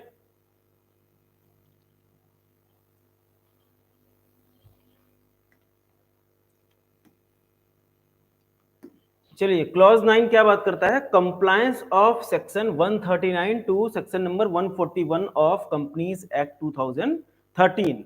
मतलब जो कंपनीज एक्ट का कंपनी ऑडिटर चैप्टर है ना, कंपनी ऑडिटर चैप्टर में ऑडिटर के अपॉइंटमेंट के लिए कुछ सेक्शंस हैं. Appointment, qualification, disqualification. Section number 139 से लेके 141 तक वो सेक्शन चलते हैं. 143 में तो रिपोर्टिंग होती है. सेक्शन नंबर 139 से 141 तक सेक्शन है जो ऑडिटर को अप्लीकेबल है. तो इस सेक्शन का कंप्लायंस करना जरूरी है. अगर नहीं किया जा रहा है तो क्लॉज 9 में गिल्टी हो जाएगा, जो भी चार्टर्ड अकाउंटेंट इन प्रैक्टिस होगा. तो इसमें पढ़ते हैं, देखते हैं क्या लिखा हुआ है. A chartered accountant in practice, a chartered accountant in practice क्या माना जाएगा, deem to be guilty of professional misconduct if he, यदि वह क्या करता है, एक्सेप्ट करता है अपॉइंटमेंट, एक्सेप्ट करता है अपॉइंटमेंट, किस चीज का अपॉइंटमेंट, ऑडिटर का, as an auditor of a company, company की बात हो रही है क्योंकि सेक्शन नंबर 139, 140 और 141 कंपनी की बात करता है, without ascertaining whether requirement of section number 139 and 140 read with section number 141 of Companies Act 2013 has been complied with। बिना इसको देखे कि सेक्शन नंबर 139, 140 या 141 कंप्लाई हो रहा है या नहीं हो रहा है, बिना इसको देखे यदि वो अपॉइंटमेंट एक्सेप्ट कर लिया तो वो गिल्टी ऑफ प्रोफेशनल मिसकंडक्ट माना जाएगा। क्लियर? ये नोट्स हम अभी शेयर कर देंगे क्लास खत्म होते ही। इसके पहले के क्लॉज 8 तक के नोट्स हमने ग्रुप पे शेयर किए हुए हैं, ठीक है? तो घबराने की बात नहीं है, आप लोग पहले समझ लीजिए चीजों को, ठीक है? अभी हम क्लास खत्म होगा इसको शेयर कर देंगे नोट्स को। इसमें देखिए एक एग्जांपल है। एग्जांपल क्या है कि मिस्टर एक्स जो है अपॉइंट हुए हैं as a auditor by ABC limited in place of mister Y. पुराना ऑडिटर कौन था? Mister Y. नया कौन अपॉइंट हो रहा है? Mister X. ठीक, तो मिस्टर एक्स जो है एक्सेप्ट कर लिए हैं appointment without being communicated with mister Y, without being communicated with mister Y. तो बिना कम्युनिकेशन किए इन्होंने एक्सेप्ट कर लिया। तो चूंकि इन्होंने कम्युनिकेशन नहीं किया है ना, ऐसा तो नहीं लिखा है कि सेक्शन नंबर 139, 140 या 141 का नॉन कंप्लायंस हुआ है, कम्युनिकेशन का सिर्फ गैप हुआ है। तो कम्युनिकेशन वाली कौन सी क्लॉज थी? अभी हम लोगों ने जिसके पहले पढ़ी थी, क्लॉज नंबर 8। तो अगर इस तरह की चीजें हैं तो वो क्लॉज 8 का गिल्टी माना जाएगा। फिर नेक्स्ट एग्जांपल क्या है? ABC Limited has not provided right of representation to Mr. Y। अब ये समझिए एक चीज और है, अब ये कंपनी है, ये जो कंपनी है इसने अब यही ऊपर जो मिस्टर वाई पुराने थे उनकी जगह मिस्टर एक्स अपॉइंट हुए हैं। Good known sir. तो ये जो यही एबीसी लिमिटेड है वो क्या किए? Has not provided right of representation to mister Y. Mister Y कौन थे? मिस्टर वाई थे ओल्ड ऑडिटर और मिस्टर एक्स अपॉइंट हुए थे न्यू ऑडिटर। अभी ऊपर वाले एग्जांपल में हम लोगों ने ये चीजें किया। तो अब राइट ऑफ रिप्रेजेंटेशन तो देना पड़ेगा ना, किसी भी ऑडिटर को आप हटा रहे हैं तो राइट ऑफ रिप्रेजेंटेशन तो देना पड़ेगा, उसमें तो कोई दिक्कत है नहीं। लेकिन कंपनी ने right of representation mister Y को दिया ही नहीं, जो कि सेक्शन नंबर 140 में ये चीज लिखी थी। तो सीधा सीधा 140 का नॉन कंप्लायंस है, फॉर हिज रिमूवल, रिमूव भी कर दिया। अब मिस्टर एक्स जो नए ऑडिटर थे, जो इनकमिंग ऑडिटर थे, communicated with mister Y, mister Y से कम्युनिकेट किए। अब चूंकि कम्युनिकेट कर लिए तो क्लॉज 8 में तो गिल्टी नहीं है, ठीक। And mister Y told him, Y ने बताया इनको अबाउट दिस वायलेशन कि हमको रिप्रेजेंटेशन का राइट एबीसी लिमिटेड ने नहीं दिया है, ठीक। बट मिस्टर एक्स फिर भी मिस्टर एक्स क्या अपॉइंटमेंट को एक्सेप्ट कर लेते हैं, इस फैक्ट को इग्नोर करते हुए। क्योंकि इनको साफ साफ पता था कि 140 का नॉन कंप्लायंस हो रहा है, 140 का नॉन कंप्लायंस हो रहा है, फिर भी इन्होंने अपॉइंटमेंट एक्सेप्ट कर ली। तो ये गिल्टी माने जाएंगे क्लॉज नंबर 8 के, सॉरी क्लॉज नंबर 9 के, ठीक। क्लॉज नंबर 8 के गिल्टी क्यों नहीं माने जाएंगे? क्योंकि क्लॉज नंबर 8 में कम्युनिकेशन की बात थी, कम्युनिकेशन तो इन्होंने किया ना, तभी तो इनको पता लगा कि 140 का नॉन कंप्लायंस है। क्लियर? आगे बढ़े। अब आइए क्लॉज नंबर 10 पे। क्लॉज नंबर 10 बोलता है charging fees on percentage basis. CA in practice जो है अपनी फीस को परसेंटेज बेसिस पे चार्ज नहीं कर सकता है, ठीक। सीए इन प्रैक्टिस अपनी फीस को परसेंटेज बेसिस पे चार्ज नहीं कर सकता है, ये क्लियर कट एक मतलब बेसिक रूल है। लेकिन कुछ एक्सेप्शंस हैं जहां पे वो अपना फीस परसेंटेज बेसिस पे डिफाइन कर सकता है, ठीक। अब वो क्या है देख लेते हैं। तो क्लॉज नंबर 10 क्या बात करता है?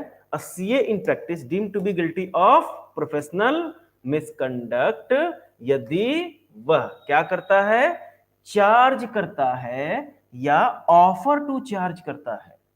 या एक्सेप्ट करता है या ऑफर टू एक्सेप्ट करता है। सर इसमें तो फर्क ही नहीं है, ये तो कुल मिलाकर पैसा तो परसेंटेज बेसिस पे मिल ही रहा है ना। ये चार्ज मतलब ये खुद बोला, चार्ज और ऑफर टू चार्ज मतलब सीए ने खुद बोला कि नहीं हमको परसेंटेज बेसिस पे चाहिए। एक्सेप्ट और ऑफर टू एक्सेप्ट मतलब हुआ सामने वाली पार्टी ने इसको ऑफर दिया या कह रही है कि आप परसेंटेज बेसिस पे ले लीजिए, उसको इसने एक्सेप्ट किया। इन दोनों में ये फर्क है in respect of any professional employment. अब किस चीज के लिए चार्ज या ऑफर टू चार्ज, किस चीज के लिए एक्सेप्ट या ऑफर टू एक्सेप्ट हो रहा है? in respect of any professional employment, कोई भी प्रोफेशनल एम्प्लॉयमेंट होगी उसकी जिसकी फीस, कोई भी फीस जो कि परसेंटेज बेसिस पे हो रही है, परसेंटेज किसका? प्रॉफिट का, ठीक, और which is contingent upon finding, या तो किसी प्रॉफिट के परसेंटेज बेसिस पे है या तो किसी फाइंडिंग के कंटिंजेंसी पे है, या तो किसी प्रॉफिट के परसेंटेज बेसिस पे है या किसी फाइंडिंग के कंटिंजेंसी पे है। कि भाई जैसे फाइंडिंग मतलब हुआ कि जैसे मान लीजिए कि इसमें आपका आ जाएगा सपोज दैट कि ये बोलता है कि हम लोन दिलवाएंगे आपको और जितना लोन दिलवाएंगे उसका हम आपसे 8% अपनी फीस चार्ज करेंगे। तो ये हो गया कंटिंजेंसी मतलब जो फाइंडिंग होगी। या और दूसरा चीज, एक और एग्जांपल ये हो सकता है इसमें कि ये बोलता है कि भाई हम आपके कंपनी में आएंगे और आपका जो भी फ्रॉड है सिर्फ हम वो ढूंढेंगे और जितने भी अमाउंट का फ्रॉड हम ढूंढेंगे उसका हम आपसे 12% लेंगे। तो ये भी फाइंडिंग्स के ऊपर कंटिंजेंसी हो गई। या तीसरा क्या है? रिजल्ट ऑफ सच एम्प्लॉयमेंट, ठीक। तो in respect of any professional employment, कोई भी फीस जो कि परसेंटेज बेसिस पे चार्ज की गई है प्रॉफिट के, या जो कि कंटिंजेंट है अपॉन फाइंडिंग और result of such employment. Clear है?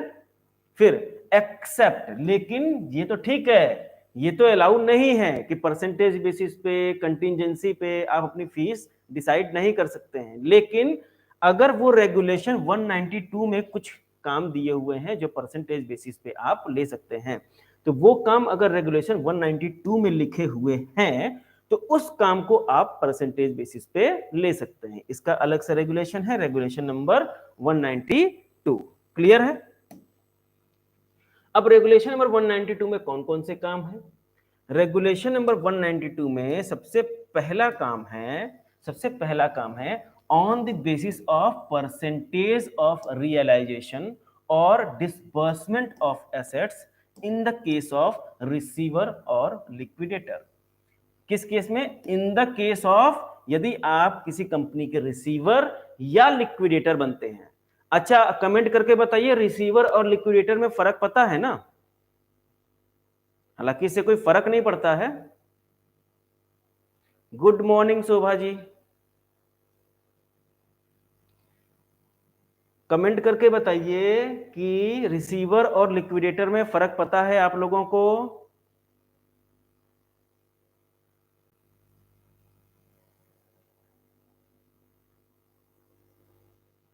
कोई दिक्कत नहीं, वैसे इन सब चीजों से कोई फर्क नहीं पड़ता है। चलिए, कोई दिक्कत नहीं है। रिसीवर या लिक्विडेटर की तरह यदि आप अपॉइंट होते हैं तो आप अपना फीस डिसाइड कर सकते हैं परसेंटेज ऑफ रियलाइजेशन के बेसिस पे। जितनी एसेट्स रियलाइज होंगी उतना ही, जितनी एसेट्स रियलाइज होंगी उसके परसेंटेज पे हम अपना फीस डिसाइड करेंगे। कैसे हैं आप? ठीक हैं? आप कैसी हैं? चलिए आगे बढ़ते हैं। दूसरा कौन सा काम है?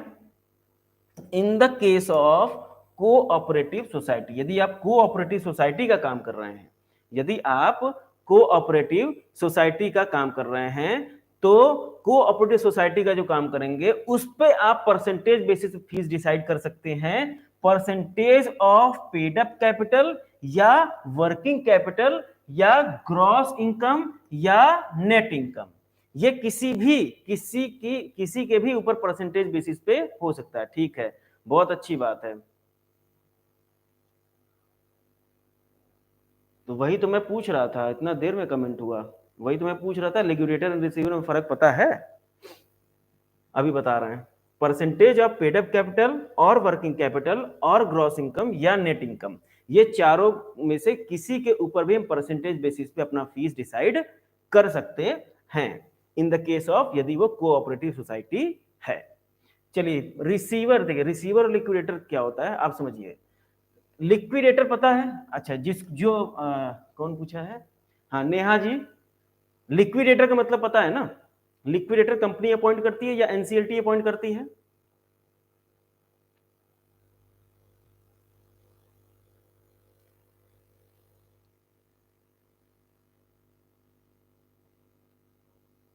ठीक है, लिक्विडेटर जो है ये कंपनी या एनसीएलटी अपॉइंट करती है, ठीक, कंपनी का जब लिक्विडेशन होता है।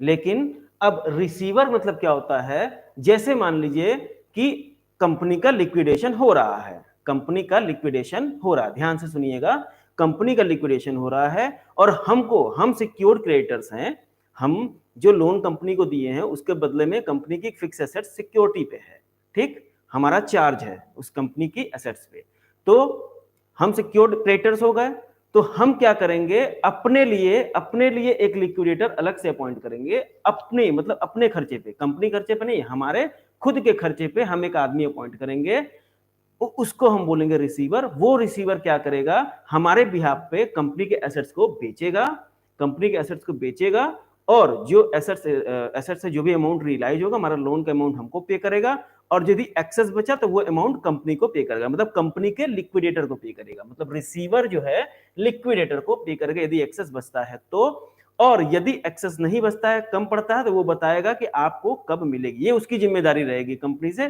कैसे पैसा लेना है। मतलब हमने रिसीवर अपॉइंट कर दिया, हमारा टेंशन खत्म, हम उसको जो भी फीस है वो दे देंगे। अब क्लियर हुआ रिसीवर एंड लिक्विडेटर का फर्क? और प्रकाश डालना इस पे।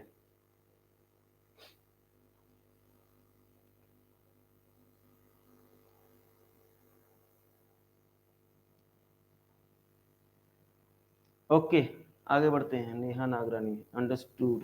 ओके आगे बढ़े फिर। तो ये दो हो गया, दो काम यदि चार्टर्ड अकाउंटेंट करता है तो अपनी फीस परसेंटेज बेसिस पे रख सकता है। तीसरा कौन सा काम है?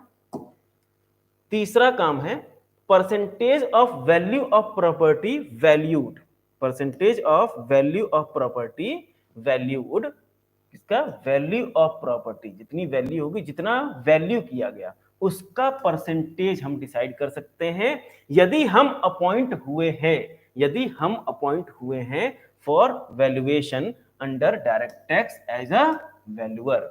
एक चार्टर्ड अकाउंटेंट वैल्यूअर का भी काम कर सकता है, एक सीए जो है वो वैल्यूअर का भी काम कर सकता है, ये पता है ना? तो यदि हम वैल्यूअर की तरह अपॉइंट हुए हैं, डायरेक्ट टैक्स में किसी संपत्ति की वैल्यूएशन के लिए हमको अपॉइंट किया गया है, तो हम जितनी वैल्यू करेंगे उस वैल्यू ऑफ प्रॉपर्टी का कुछ परसेंटेज हम अपना फीस डिसाइड कर सकते हैं, इसमें कोई दिक्कत वाली बात नहीं है। चलिए आगे बढ़ते हैं। चौथा काम कौन सा है? चौथा काम है इन the case of management consultancy services, section 2 subsection 2 clause 4 में हमने मैनेजमेंट कंसल्टेंसी सर्विसेज के बारे में कुछ बताया था, उसमें कुछ सर्विसेज की लिस्ट थी, याद है? वो सर्विसेज के लिए यदि हम कंपनी में अपॉइंट हुए हैं तो हम क्या कर सकते हैं, on the basis of percentage which may be contingent upon the findings और result of such work in the case of management consultancy services. Clear? Management consultancy services में भी जो काम लिखे हुए हैं उसमें भी हम परसेंटेज बेसिस पे अपनी फीस को रख सकते हैं। पांचवा काम कौन सा है? On the basis of percentage of fund raised, on the basis of percentage of fund raised in the case of certain fund raising services, certain fund raising services. Fund raising services मतलब हम company को finance करा के दे रहे हैं, तो जितना finance कराएंगे, फंड रेज करवाएंगे, मतलब फाइनेंस मतलब वो नहीं बैंक से लोन दिलवाने वाला नहीं, फंड रेजिंग सर्विसेज मतलब हम आईपीओ, एफपीओ, ठीक, ये सब चीजें कर रहे हैं, या डिवेंचर इशू करवा रहे हैं, ठीक है, मतलब कंपनी को फाइनेंस करवा, कंपनी को फंड उपलब्ध करवा रहे हैं, तो जितना उपलब्ध कराएंगे उसका परसेंटेज बेसिस पे हम अपना डिसाइड कर सकते हैं फीस को। क्लियर है? आगे बढ़े।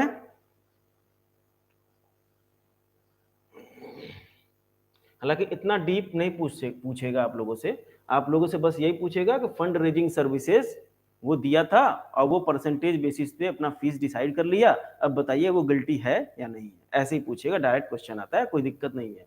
आपसे ये नहीं पूछेगा कि वो सीसी लिमिट कराया था, कि ओडी लिमिट कराया था, कि डिवेंचर इशू करवाया था, कि आईपीओ करवाया था, कि एफपीओ करवाया था, इतना नहीं आता। ठीक, चलिए आगे बढ़ते हैं। छठी सर्विसेज क्या है?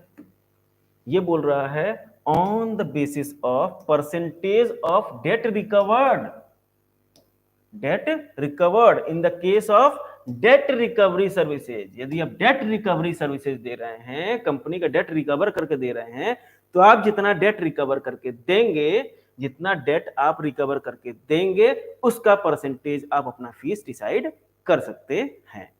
7 नंबर क्या है? on the basis of percentage of benefit derived in the case of services related to the cost optimization। cost optimization की यदि आप सर्विसेज देते हैं, cost optimization की सर्विसेज यदि आप देते हैं, तो उसका फीस आप कैसे डिसाइड कर सकते हैं? Percentage of benefit derived. जैसे मान लीजिए एक कंपनी है जो एक नया प्रोडक्ट लॉन्च कर रही है और उसकी कॉस्ट गिर रही है, मान लीजिए 10 लाख, हालांकि अमाउंट बहुत कम है, लेकिन मान लीजिए 10 लाख वो डिसाइड की, कैलकुलेट की है कि 10,000 हमारी कॉस्ट गिर रही है। फिर ये सोचती है कि नहीं चलो एक सीए से पूछ लेते हैं वो क्या बोलता है। ये फिर सीए हायर करती है। सीए क्या करता है? इसी को अपने हिसाब से बताता है कि नहीं ऐसे नहीं, आप वैसे करिए, और जो भी तरीका बताएगा वो तरीके से कॉस्ट कितनी आ रही है? 8 लाख आ रही है। ठीक, तो बेनिफिट कितना डेराइव्ड हुआ? बेनिफिट कितना डेराइव्ड हुआ? 10 कंपनी ने डिसाइड किया, 8 सीए ने डिसाइड किया, तो बेनिफिट कितना डेराइव्ड हो गया? 2 लाख रुपए। 2 लाख रुपए की बेनिफिट डेराइव्ड होगी। तो ये 2 लाख रुपए की जो बेनिफिट हमने कंपनी को दी कॉस्ट ऑप्टिमाइजेशन सर्विसेज में, तो इस 2 लाख का हम एक परसेंटेज डिसाइड करके फीस ले सकते हैं। क्लियर है? क्लियर? आगे बढ़े। 8वां काम कौन सा है? इन case of any other services और ऑडिट एज में be decided by the council. अब काउंसिल और भी सर्विसेज बाद में डिसाइड करेगी, तो इसमें लिस्ट में ऐड हो जाएगा, अभी तक और नहीं है, 7 ही है। चलिए आगे बढ़ते हैं, क्लॉज नंबर 11 पे आते हैं। तो क्लॉज नंबर 9 और क्लॉज नंबर 10 हो गया। क्लॉज नंबर 11 है engagement in other occupation. Engagement in other occupation. अब ये बोलता है कि एक सीए का काम छोड़ के और कोई काम नहीं कर सकता है। एक सीए का काम छोड़ के और कोई काम नहीं कर सकता है। तो ये क्या बोल रहा है? A CA in practice shall be deemed to be guilty of professional misconduct if he, यदि वह क्या करता है?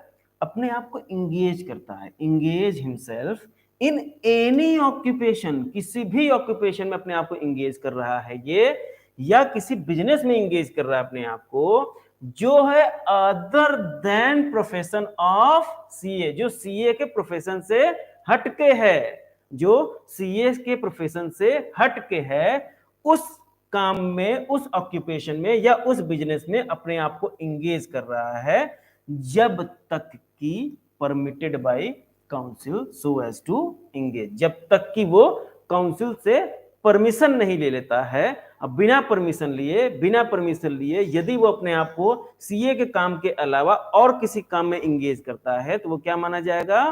प्रोफेशनल मिसकंडक्ट का गिल्टी माना जाएगा। क्लियर?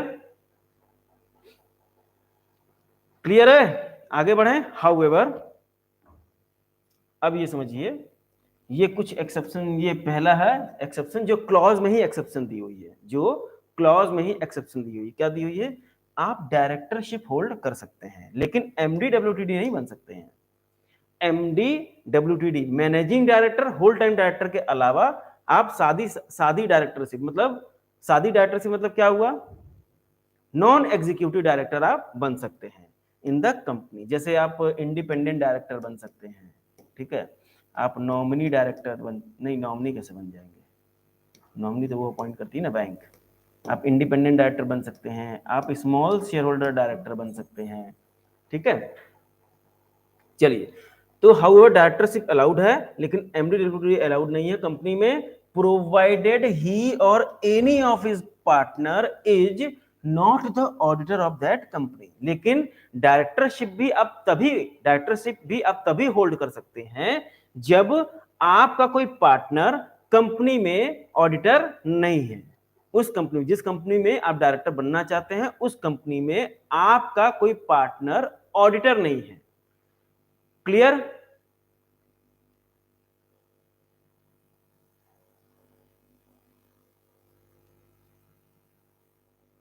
चलिए आगे बढ़ते हैं। अब इसमें क्या क्या परमिशन है? रेगुलेशन 190A है, various occupation has been specified by the council for which general और स्पेशल परमिशन इज ग्रांटेड। तो इसमें दो है, ए पॉइंट है और बी पॉइंट है, एक जनरल ऑर्डर है, एक स्पेशल ऑर्डर है, ठीक। मतलब एक जनरल ऑक्यूपेशन है जिसके लिए जो जनरल में लिखा हुआ है वो काम आप जनरली कर सकते हैं, ठीक है। तो ए पॉइंट क्या है? Occupation for which permission has been granted generally. तो ए पॉइंट पढ़ने से आप ये देखिए कि इसमें जो लिखा हुआ है काम, वो काम आप जब करेंगे तो इसके लिए आपको इंस्टीट्यूट की काउंसिल से परमिशन लेने की जरूरत नहीं है। ये सबके लिए, सारे चार्टर्ड अकाउंटेंट प्रैक्टिस के लिए अलाउ की गई है, ठीक। इसके अलावा जो काम होगा वो तो स्पेशल में लिखा ही हुआ है, बी पॉइंट में वो लिखा हुआ है कि स्पेशली किसके लिए जो परमिशन चाहिए वो कौन सा काम है। हालांकि हमारे हिसाब से जो हम लोग अपने हिसाब से पढ़ते हैं वो क्या पढ़ते हैं कि भाई ए पॉइंट में जो जनरल ऑर्डर है उसके अलावा जो काम कर रहे हैं, उसके अलावा जो काम कर रहे हैं। हाँ, nice, good sir, thank you Shashikala ji. चलिए कोई बात नहीं। तो इसके अलावा हम जो काम कर रहे हैं उसके लिए स्पेशल परमिशन तो चाहिए होगी। ओके, तो ये लिस्ट यदि आप रट लिए तो वो लिस्ट रटने की जरूरत नहीं है। तो इसमें क्या क्या लिस्ट है? Employment under CA in practice और firm, employment under CA in practice और फर्म ऑफ सच सीए। मतलब एक जो सीए इन प्रैक्टिस है वो क्या कर सकता है? एक सीए फर्म में या सीए प्रोप्राइटरशिप में, इन दोनों की यहां क्या कर सकता है? नौकरी कर सकता है, एम्प्लॉयमेंट पे जा सकता है, एम्प्लॉय बन सकता है। ये आप देखे होंगे कि आप जिस फर्म में आर्टिकलशिप करते होंगे उस फर्म में क्या हुआ है कि कई सीए नौकरी भी करते हैं, पार्टनर नहीं है लेकिन वो नौकरी करते हैं, ठीक। तो नौकरी आप कर सकते हैं किसी सीए के यहाँ या उस सीए की फर्म के यहाँ। आप किसी को प्राइवेट ट्यूटरशिप दे सकते हैं, ठीक। फिर आप बुक लिख सकते हैं, आर्टिकल लिख सकते हैं, आप बुक लिख सकते हैं, आर्टिकल लिख सकते हैं, आप होल्ड कर सकते हैं, holding of life insurance agency licence for limited purpose of renewal commission. आप लाइफ इंश्योरेंस की एजेंसी ले सकते हैं, लाइफ इंश्योरेंस की एजेंसी ले सकते हैं, लेकिन वो एजेंसी सिर्फ रिन्यूअल के लिए होगी। सर तो नया लेंगे तो रिन्यूअल तो तभी करेंगे ना जब हम पॉलिसी बेचेंगे। या इसका मतलब ये हुआ कि आपने सीए बनने के पहले यदि किसी कंपनी की एजेंसी ले रखी है, किसी कंपनी की, एलआईसी की या किसी और की जो लाइफ इंश्योरेंस कंपनी है उनकी एजेंसी ले रखी है, तो उस समय जितने क्लाइंट का आपने इंश्योरेंस करवाया होगा उसका रिन्यूअल पर्पस के लिए आप एजेंसी होल्ड कर सकते हैं, लेकिन आप नया काम मतलब नई पॉलिसी नहीं बेचेंगे, ठीक। ये उस चीज काम के लिए है। तो ये हो गया जनरल परमिशन। और भी है जनरल परमिशन। पांचवा है आप क्लास अटेंड कर सकते हैं। क्या अटेंड कर सकते हैं? क्लास अटेंड कर सकते हैं और किसी भी एग्जाम में अपीयर हो सकते हैं। आप क्लास अटेंड कर सकते हैं या किसी भी एग्जाम में अपीयर हो सकते हैं। आप होल्ड कर सकते हैं public elective offices such as MP या एमएलए along with सीओपी। आप भले ही सीओपी लिए हैं, सर्टिफिकेट ऑफ प्रैक्टिस लिए हैं, प्रैक्टिस कर रहे हैं, लेकिन फिर भी आप एमपी एमएलए बन सकते हैं। ठीक, ऑनररी ऑफिस आप होल्ड कर सकते हैं किसी चैरिटेबल ट्रस्ट का या एजुकेशनल इंस्टीट्यूशन का या अदर नॉन कमर्शियल इंस्टीट्यूशन का। ठीक, चैरिटेबल इंस्टीट्यूशन का, एजुकेशनल इंस्टीट्यूशन का, अदर नॉन कमर्शियल इंस्टीट्यूशन का आप क्या कर सकते हैं, ऑनररी ऑफिस होल्ड कर सकते हैं। Notary public, justice of peace या स्पेशल एग्जीक्यूटिव मजिस्ट्रेट या इसी के बराबर और कोई है तो वो पद आप होल्ड कर सकते हैं। क्या क्या, नोटरी पब्लिक का पद होल्ड कर सकते हैं, जस्टिस ऑफ पीस का, स्पेशल एग्जीक्यूटिव मजिस्ट्रेट का, और या तो इसके इक्विवेलेंट यदि कोई है तो वो भी कर सकते हैं। क्लियर। फिर 9th पॉइंट क्या है, part time tutorship under coaching organisation of institute. इसको लोग गलत इंटरप्रेट करते हैं, तो कृपया ध्यान दें, विद्यार्थीगण कृपया ध्यान दें। पार्ट टाइम ट्यूटरशिप बोल रहा है ये, वो भी कौन सी कोचिंग ऑर्गेनाइजेशन, इंस्टीट्यूट की। अब इंस्टीट्यूट मतलब ये नहीं कि कोचिंग इंस्टीट्यूट, कोई भी इंस्टीट्यूट मतलब अपनी institute of chartered accountants of India यदि कोई कोचिंग ऑर्गेनाइजेशन चला रही है तो वहां आप पार्ट टाइम ट्यूटरशिप कर सकते हैं। जैसे अभी इंस्टीट्यूट भी लाइव पढ़ाना चालू किए, सीए इंटर के बच्चों को, सीए फाइनल के बच्चों को, सीए फाउंडेशन के बच्चों को, जो कोचिंग ज्वाइन करते हैं ऑनलाइन का आप कर सकते हैं। इंस्टीट्यूट का भी कोचिंग चल रहा है, कोई दिक्कत नहीं है। तो उसमें जो टीचर पढ़ा रहे हैं पार्ट टाइम में, तो ये उनकी बात हो रही है। इंस्टीट्यूट मतलब institute of chartered accountants of India. Clear.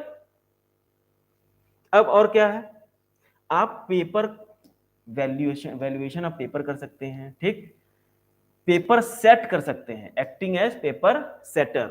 आप हेड एग्जामिनर बन सकते हैं या मॉडरेटर बन सकते हैं for any exam, for any exam. यहां पे लिखा है फॉर एनी एग्जाम, तो यहां पे आप ICAI का भी हो सकता है या अदर देन भी हो सकता है। हो सकता है आप किसी कॉलेज का पेपर वैल्यू कर रहे हैं, किसी कॉलेज में आप पेपर सेटर बन गए, किसी कॉलेज के आप हेड एग्जामिनर बन गए। ठीक,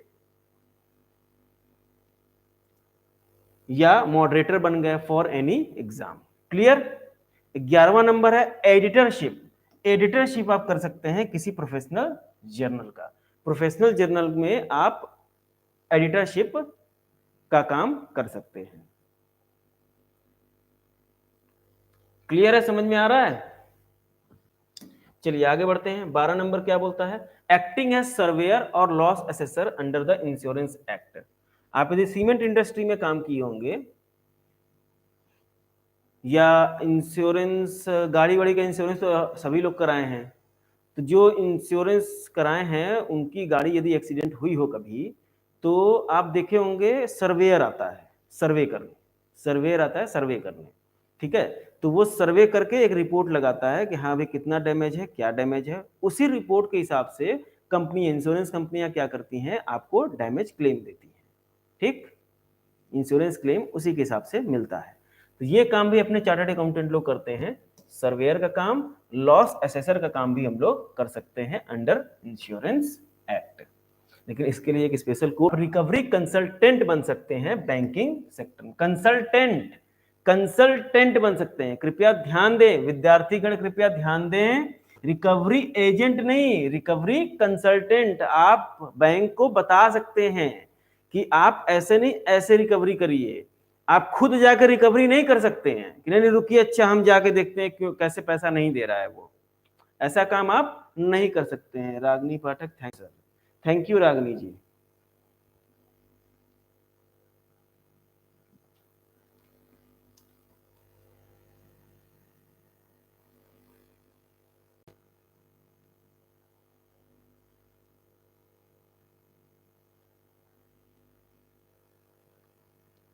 इसको ठीक करिए हो। 1 मिनट, कुछ टेक्निकल इश्यू आ गई है, 2 मिनट आप थोड़ा ब्रेक ले लीजिए।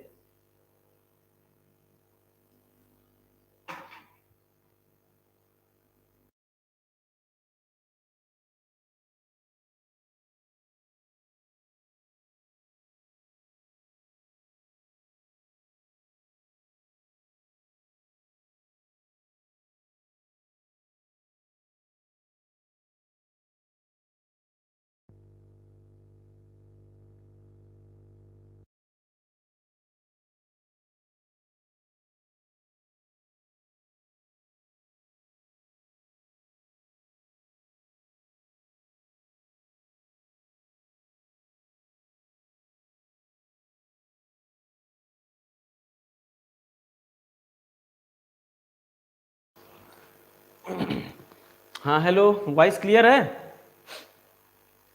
वॉइस क्लियर है? कुछ टेक्निकल इश्यू आ गई थी बोर्ड में, इसी वजह से थोड़ा रुकना पड़ गया था, 1 मिनट। हाँ शशिकला मिश्रा, आपकी आवाज नहीं आ रही। अब आ रही है? अब बताइए, अब आ रही है? सर क्यों रुक जा रहे हैं? ठीक है, चलिए आगे बढ़ते हैं। तो हम लोग कहाँ थे? 13 नंबर पे थे। 13 नंबर फिर से कर लेते हैं।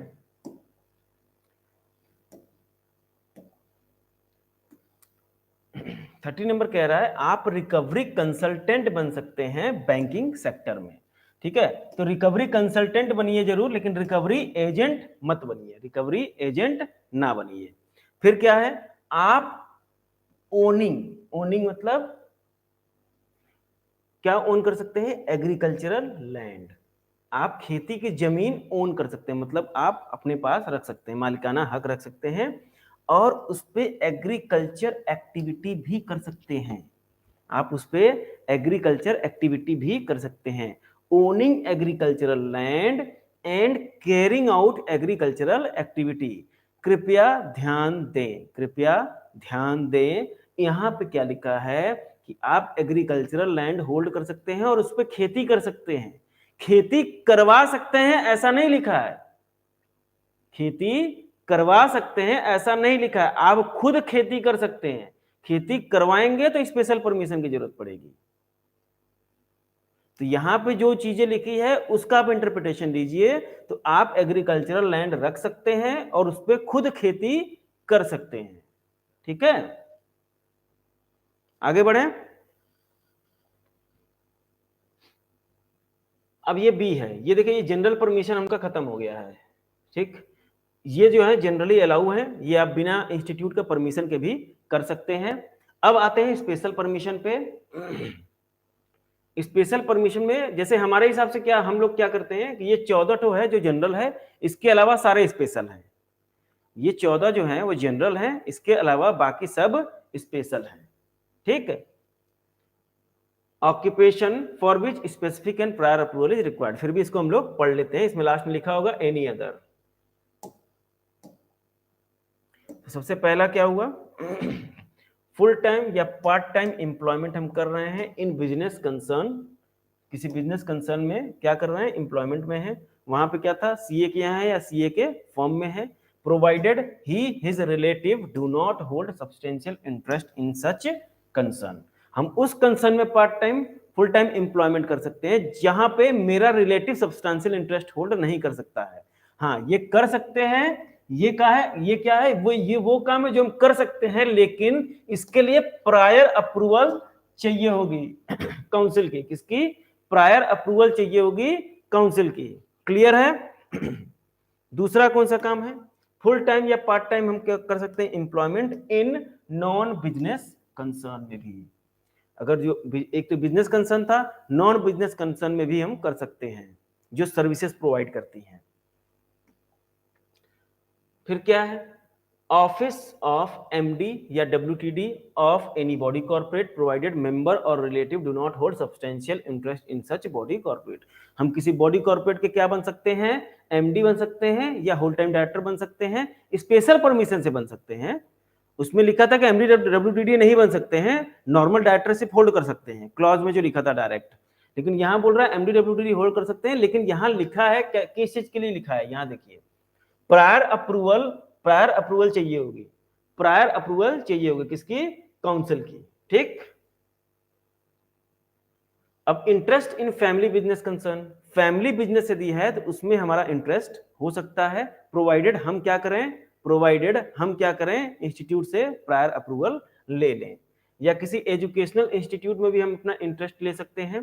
Part time full time lecturership दे सकते हैं for other than ICI examination.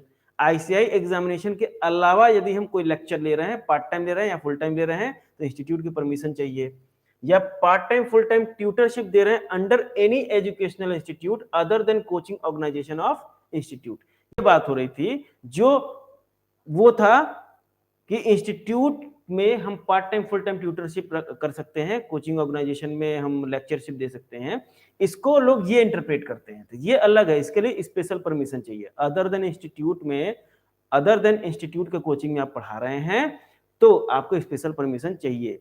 ये क्यों चाहिए? कोई भी सीए को नहीं चाहिए, जो सीए इन प्रैक्टिस है उसको चाहिए, वो पढ़ाएगा। तो editorship of journal other than professional journal, professional journal के अलावा और किसी जर्नल का एडिटरशिप लेते हैं तो स्पेशल परमिशन चाहिए।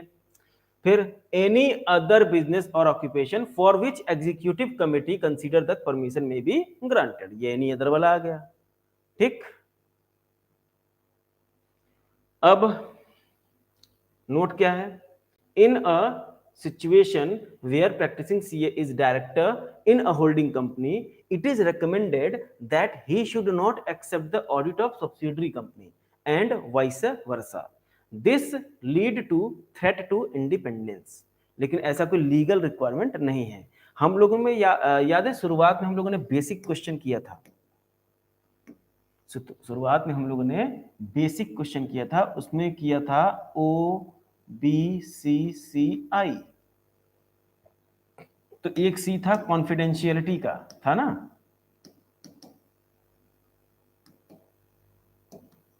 कॉन्फिडेंशियलिटी का था ना? तो ये वो रेकमेंड किया जा रहा है कि यदि आप होल्डिंग कंपनी का डायरेक्टरशिप होल्ड करते हैं तो आप कृपया सब्सिडरी कंपनी का, जैसे होल्डिंग कंपनी में डायरेक्टर हैं तो उस कंपनी में तो आप ऑडिटर बन ही नहीं सकते हैं, लेकिन यहां पर रेकमेंड हो रहा है कि आप सब्सिडरी कंपनी के भी ऑडिटर ना बने। ठीक, क्योंकि ये क्या हो जाएगा? थ्रेट टू इंडिपेंडेंस हो जाएगा। क्लियर है? आगे बढ़े। एक फैमिली बिजनेस वाला हिसाब किताब था कि फैमिली बिजनेस में जो इंटरेस्ट हम रख रहे थे उसके लिए कुछ क्लैरिफिकेशन है। वो क्लैरिफिकेशन क्या है कि जैसे मान लीजिए कि फैमिली बिजनेस में हम अगर इंटरेस्ट एक्वायर कर रहे हैं तो इस इंस्टीट्यूट की स्पेशल परमिशन तो चाहिए ही, लेकिन फैमिली इंटरेस्ट का मतलब क्या? फैमिली बिजनेस में इंटरेस्ट का मतलब क्या हुआ? क्या हम कोई भी मतलब बिजनेस चालू करेंगे, घर में घर परिवार इन्वॉल्व हो जाएगा तो फैमिली बिजनेस हो जाएगा क्या? नहीं, ये सुनिए क्या है। A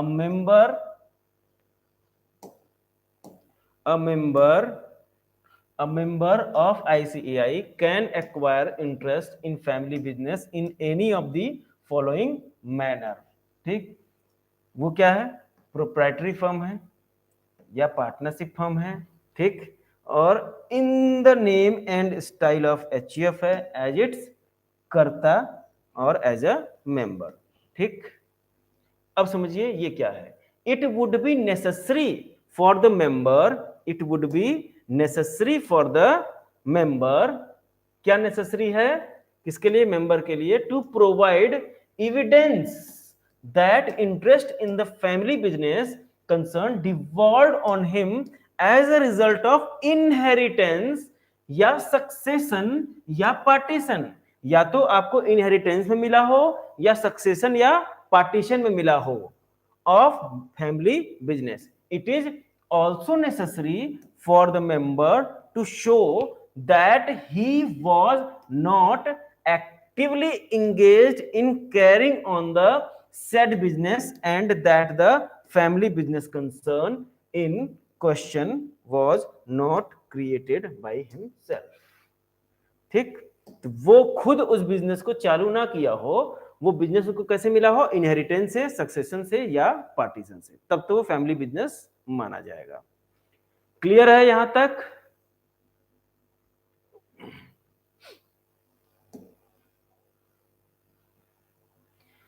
general permission for private tutorship and part time tutorship under coaching organisation of the institute and specific permission for part time full time tutorship under any educational institute,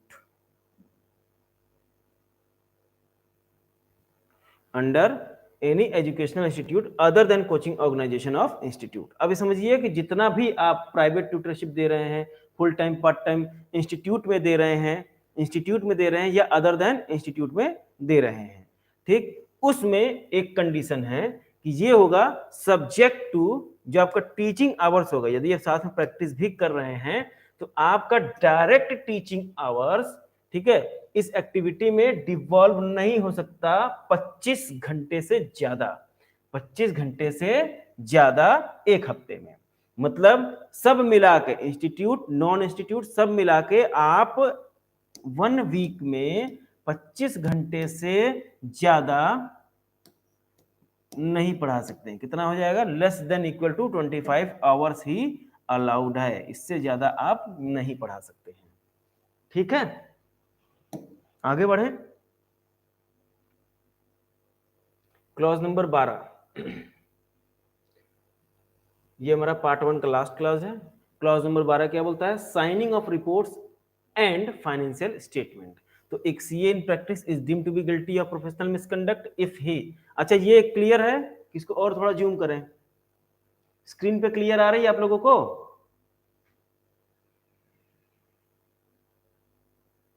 जल्दी बताइए, थोड़ा हम इसको छोटा किए थे।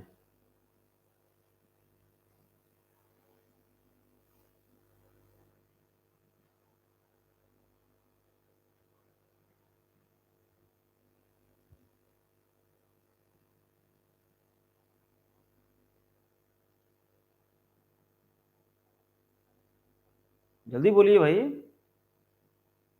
हाँ तो रहिए, वैसे कोई दिक्कत नहीं है।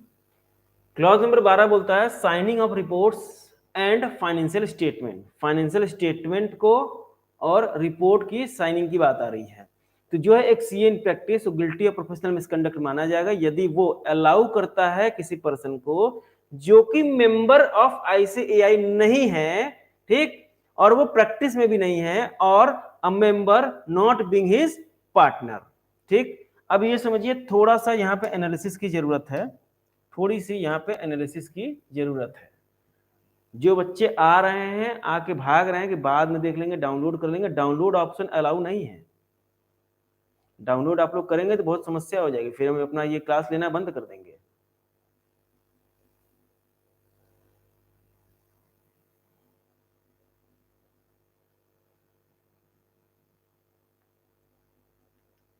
और या तो आप लोग आपस में ग्रुप में बात करके एक टाइम डिसाइड कर लीजिए, उसी टाइम पे हम आए। आप लोग लाइव कोई जने रह नहीं रहे हैं।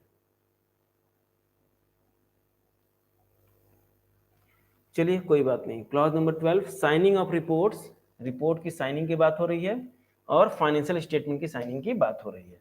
तो सी इन प्रैक्टिस को माना जाएगा गिल्टी ऑफ प्रोफेशनल मिसकंडक्ट यदि वो क्या करता है? अलाउ करता है किसी पर्सन को जो मेंबर नहीं है, ठीक,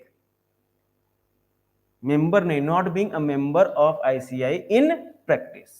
ठीक, तो मेंबर इन प्रैक्टिस नहीं है या इसका पार्टनर नहीं है। ठीक, तो एक तो मेंबर इन प्रैक्टिस नहीं है तो अलाउ नहीं होगा, और एक पार्टनर नहीं है तो अलाउ नहीं होगा। पार्टनर भी होना जरूरी है। यदि वो मेंबर इन प्रैक्टिस है, यदि मान लीजिए इसको यदि हम बोले कि मेंबर इन प्रैक्टिस तो है सर, लेकिन यदि वो पार्टनर भी नहीं है तो मेंबर इन प्रैक्टिस तो होना ही चाहिए, पार्टनर भी होना जरूरी है। कुल मिला के वो रिपोर्ट और फाइनेंशियल स्टेटमेंट कब साइन कर सकता है? जब वो प्रैक्टिस में भी हो, मतलब सीओपी होल्ड करता हो, प्लस पार्टनर भी हो। ये दोनों जरूरी है, ये दोनों जरूरी है। Clear? To sign on his behalf और on behalf of his firm. ठीक,